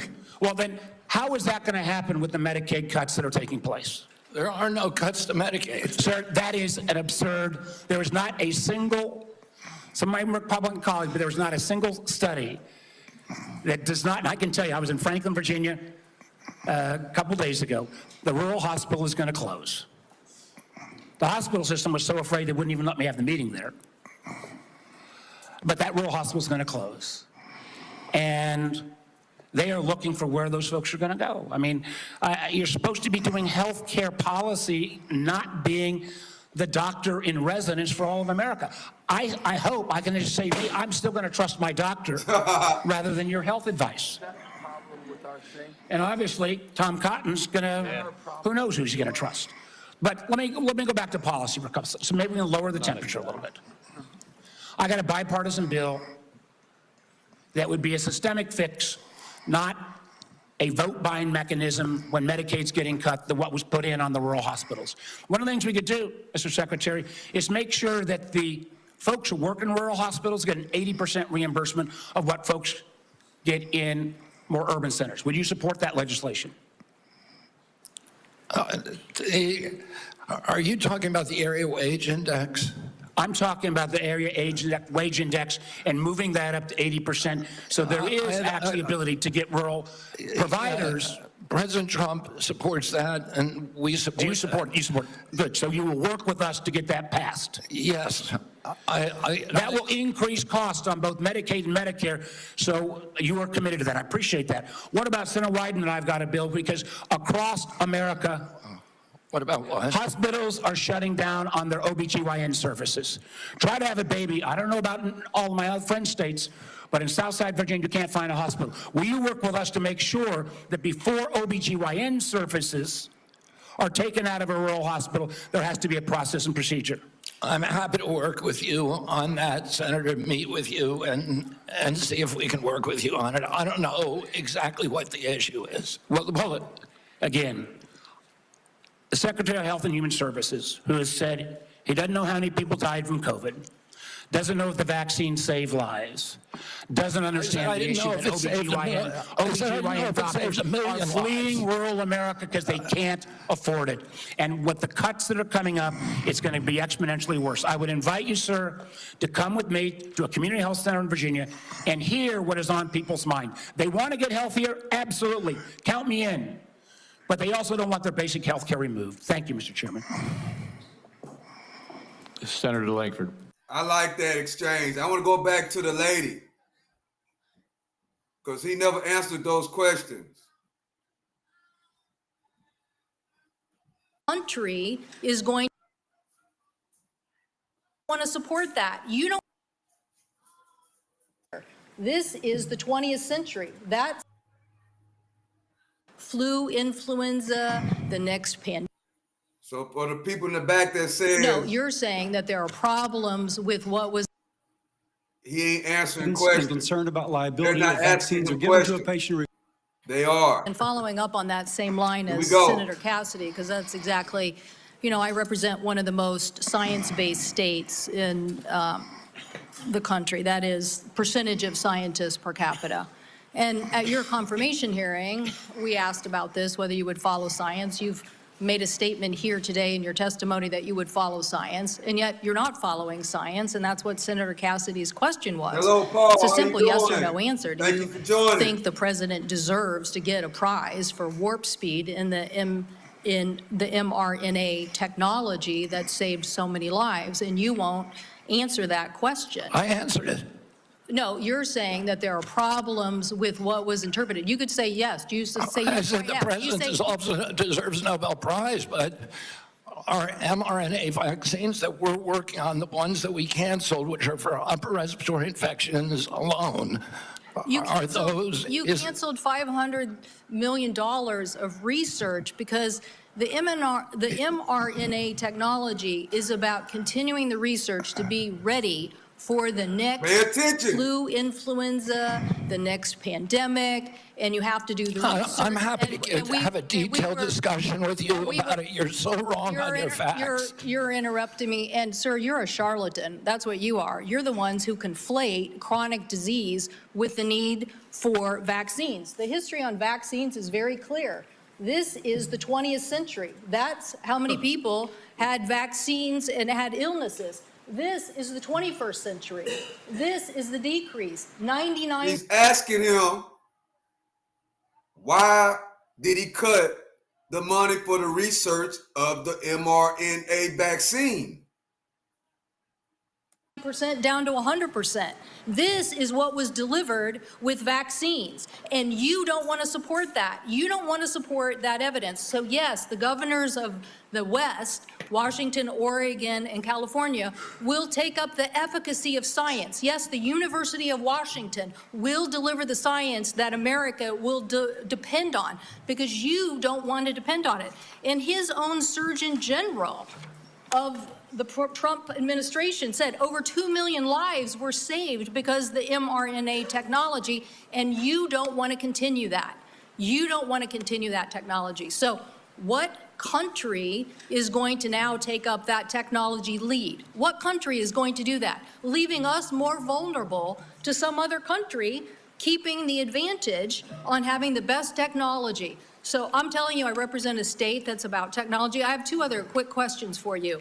These questions or statements? Because I can answer that question if it's actually a question. Do you believe in having the ACA and the support for the ACA that is about to expire? Do you believe in doing something about that? In terms of the enhanced premium. That's a question right there. It's yes or no. That's about the third question she's asked him already. Tax credits? Yes. Well, the Democrats had two chances to make them permanent, and they didn't.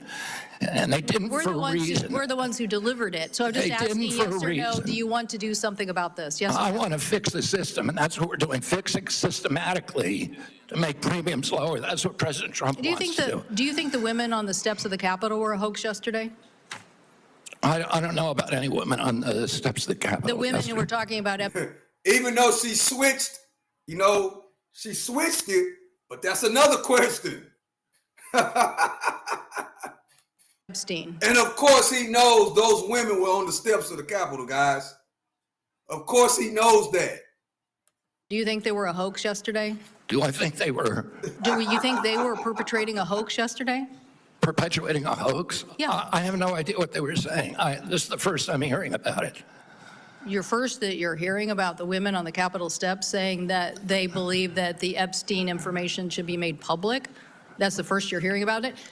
What I'm saying is you are perpetrating hoaxes. You, as this Secretary of Health, so you're undermining the whole healthcare delivery system, and you keep trying to point to chronic disease, but you're not putting solutions on the table to cover more Americans, and you're taking away the science and technology that has made us the leader that has saved, according to the first Trump administration Surgeon General, millions of lives, and you don't want to keep that going.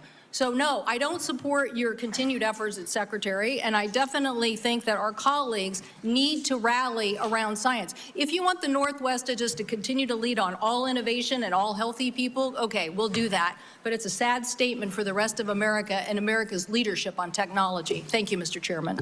Thank you, Senator Warner. Mr. Secretary, I agree with a lot of my colleagues' statement. I actually had hoped I didn't support you. I thought taking on chronic illnesses was going to be important. I've got two kids, as we discussed when you met, that have chronic illnesses. I'm not sure that the focus on red dye and seed oils are going to fully solve that problem. Of course they won't. I would say this, that seems where your emphasis is. I want to go back to just, again, some basic facts. Do you accept the fact that 1 million Americans died from COVID? I don't know how many died. You're the Secretary of Health and Human Services. You don't have any idea how many Americans died from COVID? I don't think anybody knows that because there was so much data chaos coming out of CDC, and there were so many perverse incentives, and these are modeled studies. We do tell all sides over here. Chris, you must be new to the channel. You gotta be. You gotta be new to the channel. That's what we're doing right now. Telling all sides. That's what I'm doing right now. Subscribe to the channel. You know, it come around a little bit more. Then you'll understand. Answer of how many Americans died from COVID. This is the Secretary of Health and Human Services. Do you think the vaccine did anything to prevent additional deaths? Again, I would like to see the data and talk about the data. You have had this job for 8 months, and you don't know the data about whether the vaccine saved lives? That's the problem, is that they didn't have the data. The data by the Biden administration absolutely dismal. So who is politicizing? You're saying the Biden administration politicized all the data? Go back to what Senator Cantwell just said. Fired Dr. Go to the Trump Surgeon General. They fired Dr. Krauss. They fired all the people who questioned the orthodoxy. They fired Dr. Gruber, Dr. Krauss. So, Mr. Chairman, the Secretary of Health and Human Services doesn't know how many Americans died from COVID. Doesn't know if the vaccine helped prevent any deaths. And you are sitting as Secretary of Health and Human Services? How can you be that ignorant? Like, you know, I remember when we went through the hearing with you, I asked you about community health centers. You didn't know what role they play. That's not a Harris BS poll. Look at what it says. Some people, that's a good question, to know what other people think. I just don't want to be, I'm not one-sided, guys. I'm not. It's good to know. I want to know what people think. And look, that don't mean that's what I think. But that's what people think. Look. That's the thing about this country, guys. It's we the people. It's no divide. It's no one side or the other. It's we the people. What you agree with, that's what you agree with. But I got to cover both sides. Just look at the poll. This chat is a variety of people, about a variety of different people with a variety of different opinions. Just look. Just look at the poll. It's not one-sided. That means that there are a lot of different people with a lot of different opinions in this chat room. That's what makes this chat room the best chat room on YouTube, because it's not one-sided. And if you just not coming to the channel, you'll think it's one-sided. But that's how I know you just got here. That's how I know that. See, guys, we got to stop. I say this all the time. We have to stop looking from the outside. You know, stop. Look inside. It's like in a vehicle. You have to look inside. You got to look up under the trunk to see what's really going on. You just don't look on the outside. You look at the whole thing. It's called paying attention. I appreciate y'all for joining me. I am your host, the one and only Stock Sniper. And guess what? We are both sides over here. That's what we are over here. We're not one-sided. It's we the people. America as a whole. We have to be together. And that's what we are over here. I've been visiting community. I'm glad you got to one. I think in April. I tell you what I hear in community health centers, they are terrified, with all due respect to my good friend, the chairman, of the big awful bill, because they are going to lose health care across the board. They already live in food deserts. They can't get to a nutritionist because Medicaid doesn't do enough reimbursement. If you're going to want Americans to get healthier, should they have access to nutritionists? Should they have access to good science about healthy food? Absolutely. Well, then how is that going to happen with the Medicaid cuts that are taking place? There are no cuts to Medicaid. Sir, that is an absurd. There is not a single, some of my Republican colleagues, but there is not a single study that does not, and I can tell you, I was in Franklin, Virginia a couple days ago. The rural hospital is going to close. The hospital system was so afraid they wouldn't even let me have the meeting there. But that rural hospital is going to close. And they are looking for where those folks are going to go. I mean, you're supposed to be doing health care policy, not being the doctor in residence for all of America. I hope I can just say, I'm still going to trust my doctor rather than your health advice. And obviously, Tom Cotton's going to, who knows who he's going to trust. But let me go back to policy for a couple, so maybe we can lower the temperature a little bit. I got a bipartisan bill that would be a systemic fix, not a vote-buying mechanism when Medicaid's getting cut, what was put in on the rural hospitals. One of the things we could do, Mr. Secretary, is make sure that the folks who work in rural hospitals get an 80% reimbursement of what folks get in more urban centers. Would you support that legislation? Are you talking about the area wage index? I'm talking about the area wage index and moving that up to 80%. So there is actually ability to get rural providers. President Trump supports that, and we support. Do you support? You support? Good. So you will work with us to get that passed. Yes. That will increase costs on both Medicaid and Medicare. So you are committed to that. I appreciate that. What about Senator Wyden and I've got a bill because across America, what about what? Hospitals are shutting down on their OBGYN services. Try to have a baby. I don't know about all of my other friend states, but in Southside Virginia, you can't find a hospital. Will you work with us to make sure that before OBGYN services are taken out of a rural hospital, there has to be a process and procedure?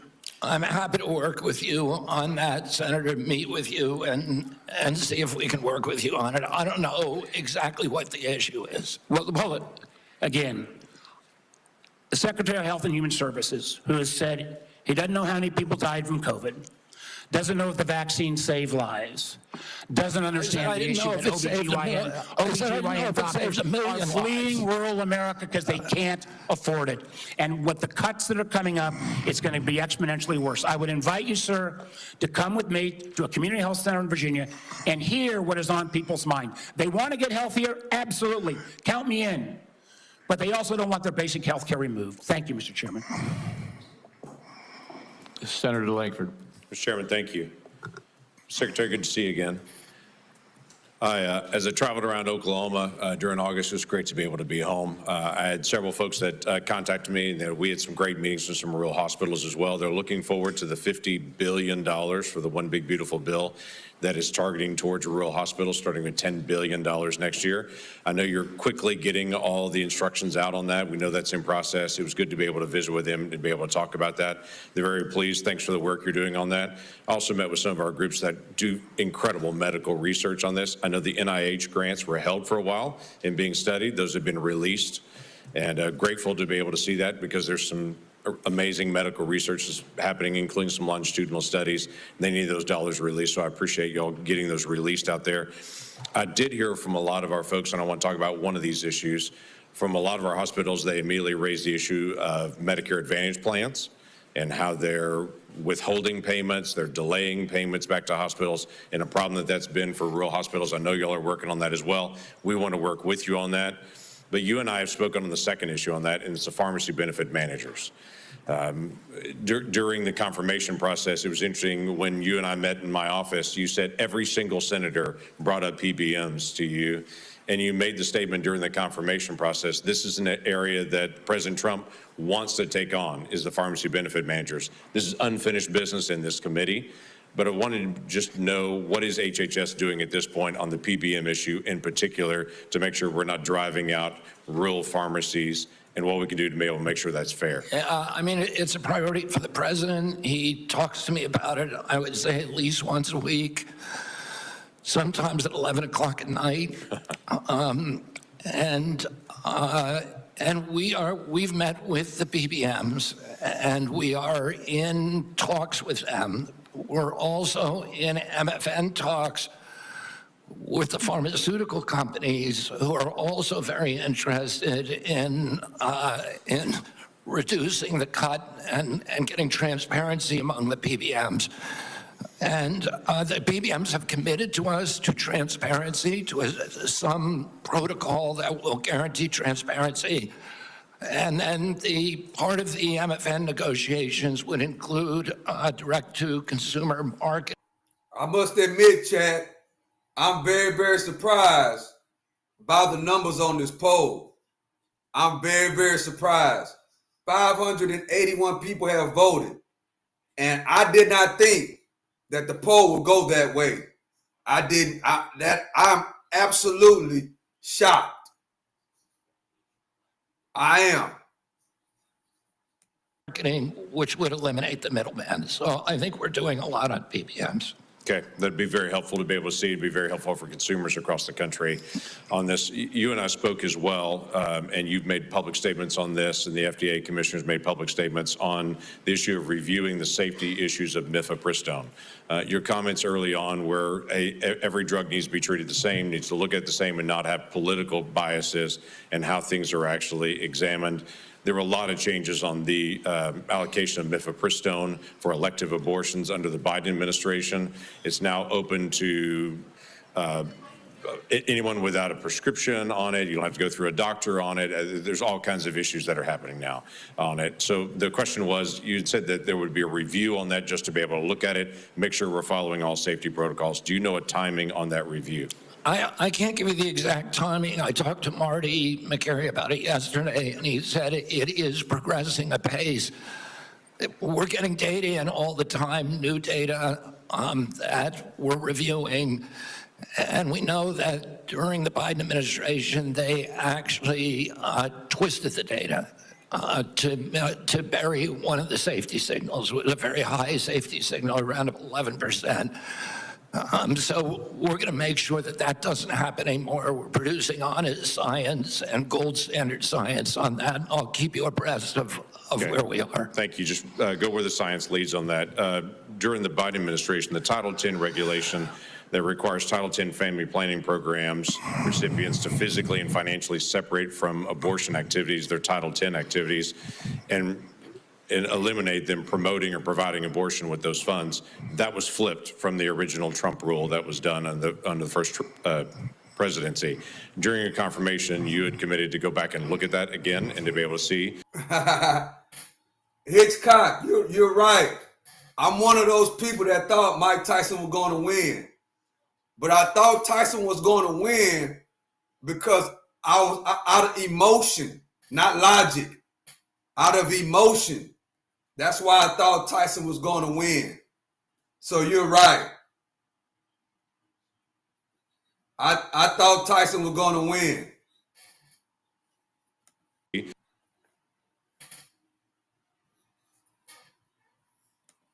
My question is, do you know the timeline for agency action for when that rule on Title X and the separation payments rule will be either reviewed or will actually be reinstated to the original Trump rule under his first presidency? I don't know if they're I just don't know the answer to your question. Come over here and talk like that, Sean Harris.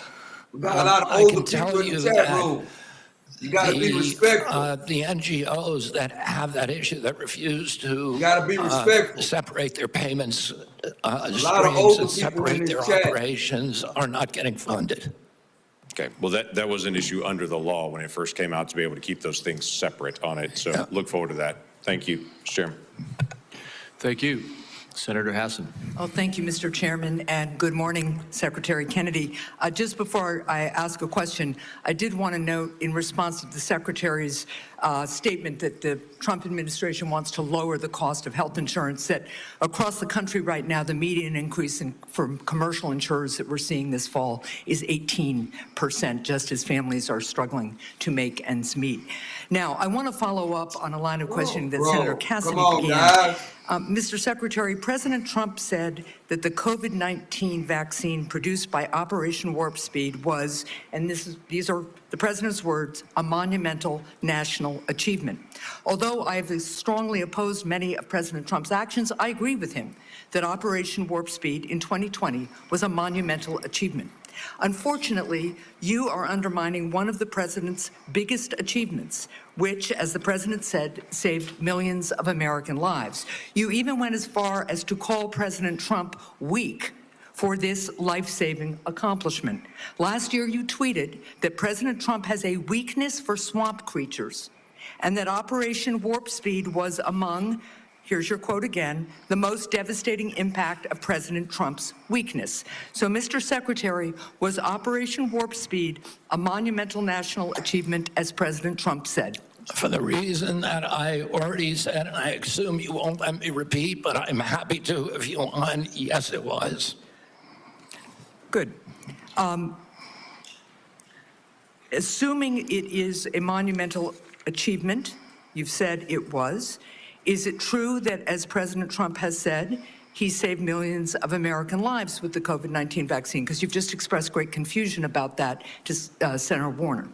The only confusion I express is exactly how many lives were saved. I don't think anybody knows that because of the data chaos. So multiple studies have shown that the vaccine reduced infections and severe diseases and saved at least 3 million lives in the United States and millions more abroad in the first 2 years of the pandemic. It's possible those are modeling studies. I will also note, just as you've been talking about data and your concern about it, the process for COVID vaccine approval was public, it was live streamed, and it was out in the open. Manufacturers and experts have publicly submitted data analysis, and when the FDA has asked for more, they've submitted more.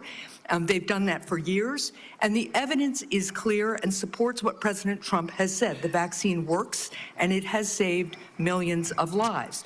Your own process, on the other hand, has not been transparent. You repeatedly choose to ignore data because it doesn't match your preconceived notions and lies. So you have said that the vaccine did save lives. You've said it was a monumental achievement. And given that, if you agree with President Trump that the vaccine saved millions of lives, why have you acted behind closed doors to overrule scientists and limit the freedom of parents to choose the COVID vaccine for their children? Why have you done that? For the COVID vaccine, I was removed by FDA because there was the industry. No, it was behind closed doors. No, it's not public. And scientists who said they wanted to brief you on the science, scientists who wanted to understand why the FDA, why you unilaterally changed the parameters for giving vaccines, making it possible now, to Senator Cassidy's colleagues' points, that they're going to have to go off-label.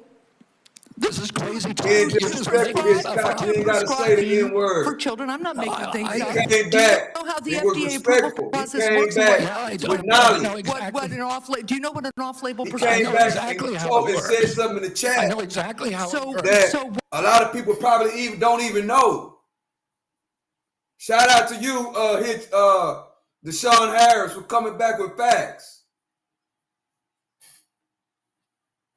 Why behind closed doors? It's not behind closed doors. The industry makes the studies, and they could not provide a study that said that it is effective for healthy kids. So when have you produced the data that you relied on and that this FDA relied on to change those parameters? You did it behind closed doors. No, the data is all public. Now parents who decide that they do want their children to have You're just making stuff up, Senator. I'm not making stuff up. You're just making stuff up. You know, sometimes when you make an accusation, it's kind of a confession, Mr. Kennedy. So let's just settle with this. So here's what's going to happen. To Senator Warner's point, to the parents who are concerned all around the country, to people who want to get the COVID vaccine this fall, even if they're under 65, because the boosters have worked. There's been much less serious disease. People do not have the same level of threat and risk from COVID that they used to because of these vaccines. People who want to exercise their freedom of choice are being denied that. Well, they aren't. Everybody can get the vaccine. Because you are citing data that you won't produce to the public. You're just and you are rejecting You're science. making things up to scare people, and it's a lie. With respect, I do not think I'm the one making things. You are Thank you, lying Mr. Chair. right now, Senator. Senator Barrasso. Thanks, Mr. Chairman. Mr. Secretary, thanks for being with us today. I believe one of President Trump's greatest achievements was his bold and successful actions on COVID. When faced with a global pandemic, he didn't back down. He was determined to find a cure, and through Operation Warp Speed, a vaccine was developed that distributed quickly, safely, effectively, and I believe it saved many, many lives. I think it's a model of American ingenuity and public-private partnership. But this wasn't the first time an American president acted boldly to address disease and vaccines. There's a great book that's out, it's a prize-winning book called The Fate of the Day by Rick Atkinson, and he talks about the courageous efforts by George Washington. During the Revolutionary War, George Washington reversed his opposition to the smallpox vaccine, and he ordered that all the soldiers be vaccinated. It was among the most consequential decisions Washington would ever make. By protecting his troops from smallpox, Washington preserved the Continental Army, which allowed our nation to continue to fight for our independence. And like President Trump, I believe President Washington acted decisively to protect Americans' lives at a time of great national peril. So over the last 50 years, vaccines are estimated to have saved 154 million lives worldwide. I support vaccines. I'm a doctor. Vaccines work. Secretary Kennedy, in your confirmation hearings, you promised to uphold the highest standards for vaccines. Since then, I've grown deeply concerned. The public has seen measles outbreaks, leadership of the National Institute of Health questioning the use of mRNA vaccines, the recently confirmed director of Centers for Disease Control and Prevention fired. Americans don't know who to rely on. You know, recent polls said 89% of voters, 81% of Trump voters agree vaccine recommendations should come from trained physicians, scientists, public health experts. So, you know, they believe, you know, Senator Marshall, Senator Cassidy, they believe me when it comes to vaccines. If we're going to make America healthy again, we can't allow public health to be undermined. So could you explain what steps you're going to be taking to ensure vaccine guidance is clear, evidence-based, and trustworthy? Yeah, we're going to make it clear, evidence-based, and trustworthy for the first time in history. For most, right now, you know, when I was a kid, I got 3 vaccines, I was fully compliant. Today's children have to get between 69 and 92 vaccines in order to be fully compliant, between maternity and 18 years. Only one of those 19 vaccines, 92 doses, only one of those vaccines has ever been tested against an inert placebo. And what we're doing now is any new vaccine that before it's approved and licensed will have to demonstrate safety against an inert placebo. And we're going to go back and do observational studies on the existing vaccines to see if they're linked to any of these chronic disease epidemics so that people can understand the risk profile of those products and make good assessments for their own health. Hey, what's so up? In 2 weeks, vaccine experts at the CDC are going to meet to discuss childhood vaccine recommendations. Hello, how you Parents doing? and physicians depend upon this guidance to make decisions and to keep kids safe. And as but see, that's the thing too, is that as you know, they want kids to get these vaccines. People got to know what's in those vaccines. In my opinion, I think that most people don't really know what's actually in the vaccines that the kids got to get. You know, don't know what are the backlashes of getting the vaccine. That's a good point he just made. So if you want your kids to get vaccinated, you got to be educated on the side effects of the vaccines and what chemicals are inside of those vaccines. And as I said, I support vaccines. I've been hearing from many of my medical colleagues, people I've known from medical school, residency, and when I practiced medicine in Wyoming, and there are real concerns that safe, proven vaccines like measles, like hepatitis B and others could be in jeopardy.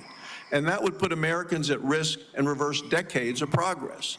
As we've seen over the last 4 years, the previous administration 4 years, when recommendations became politicized or were swayed by bias, that the public trust can be lost.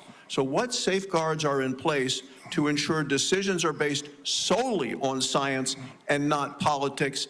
And how are you going to make sure doctors and parents can count on CDC guidance? I mean, Senator, I would point this out.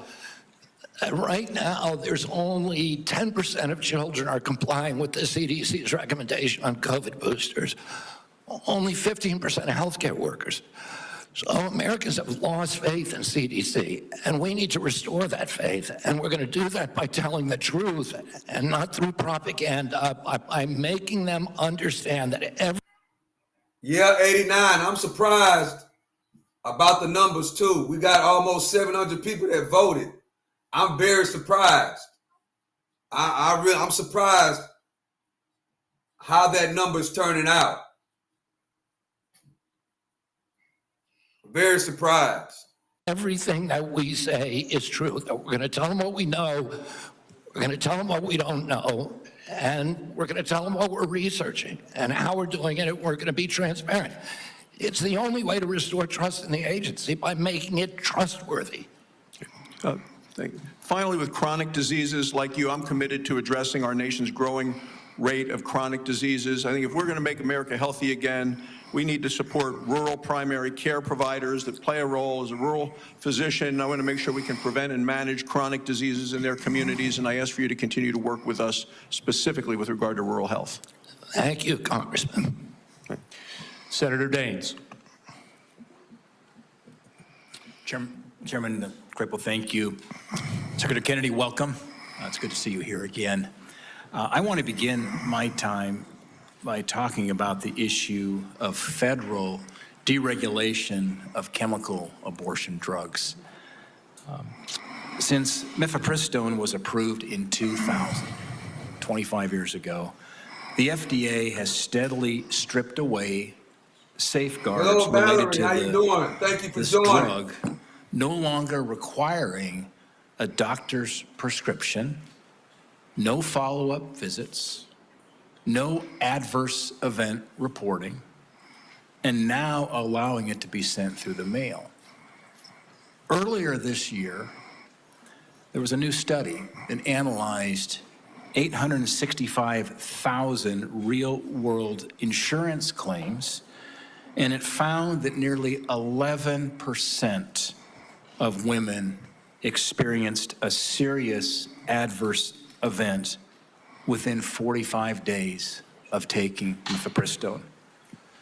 To put that in perspective, that is 22 times higher than the FDA's long-standing estimate of less than 0.5%.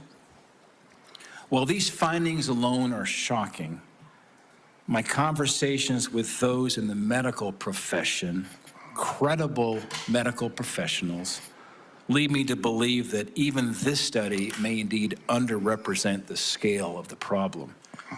For years, we've heard the misleading and frankly very harmful lie that's being sold to women that this drug is, and I quote, safe as Tylenol. These lies sadly have real-world consequences. Just last year, 2 women died as a result of taking chemical abortion pills because they were able to access them without appropriate medical oversight. And by the way, that's all allowed by the FDA. Mr. Secretary, I am grateful that you and FDA Commissioner McCary have already begun the process of reviewing this new data on the safety of mifepristone. We talked about this during your confirmation hearing. My question is, could you provide any...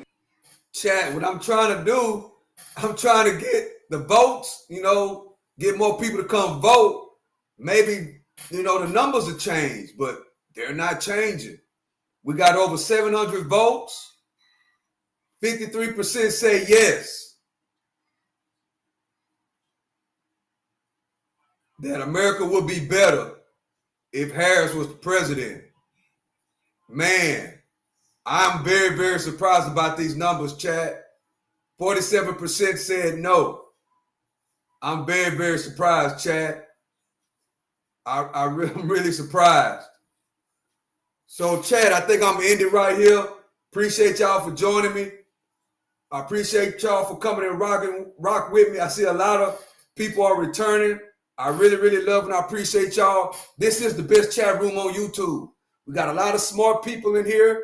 And guess what? I love it. I love y'all for coming to rock with me.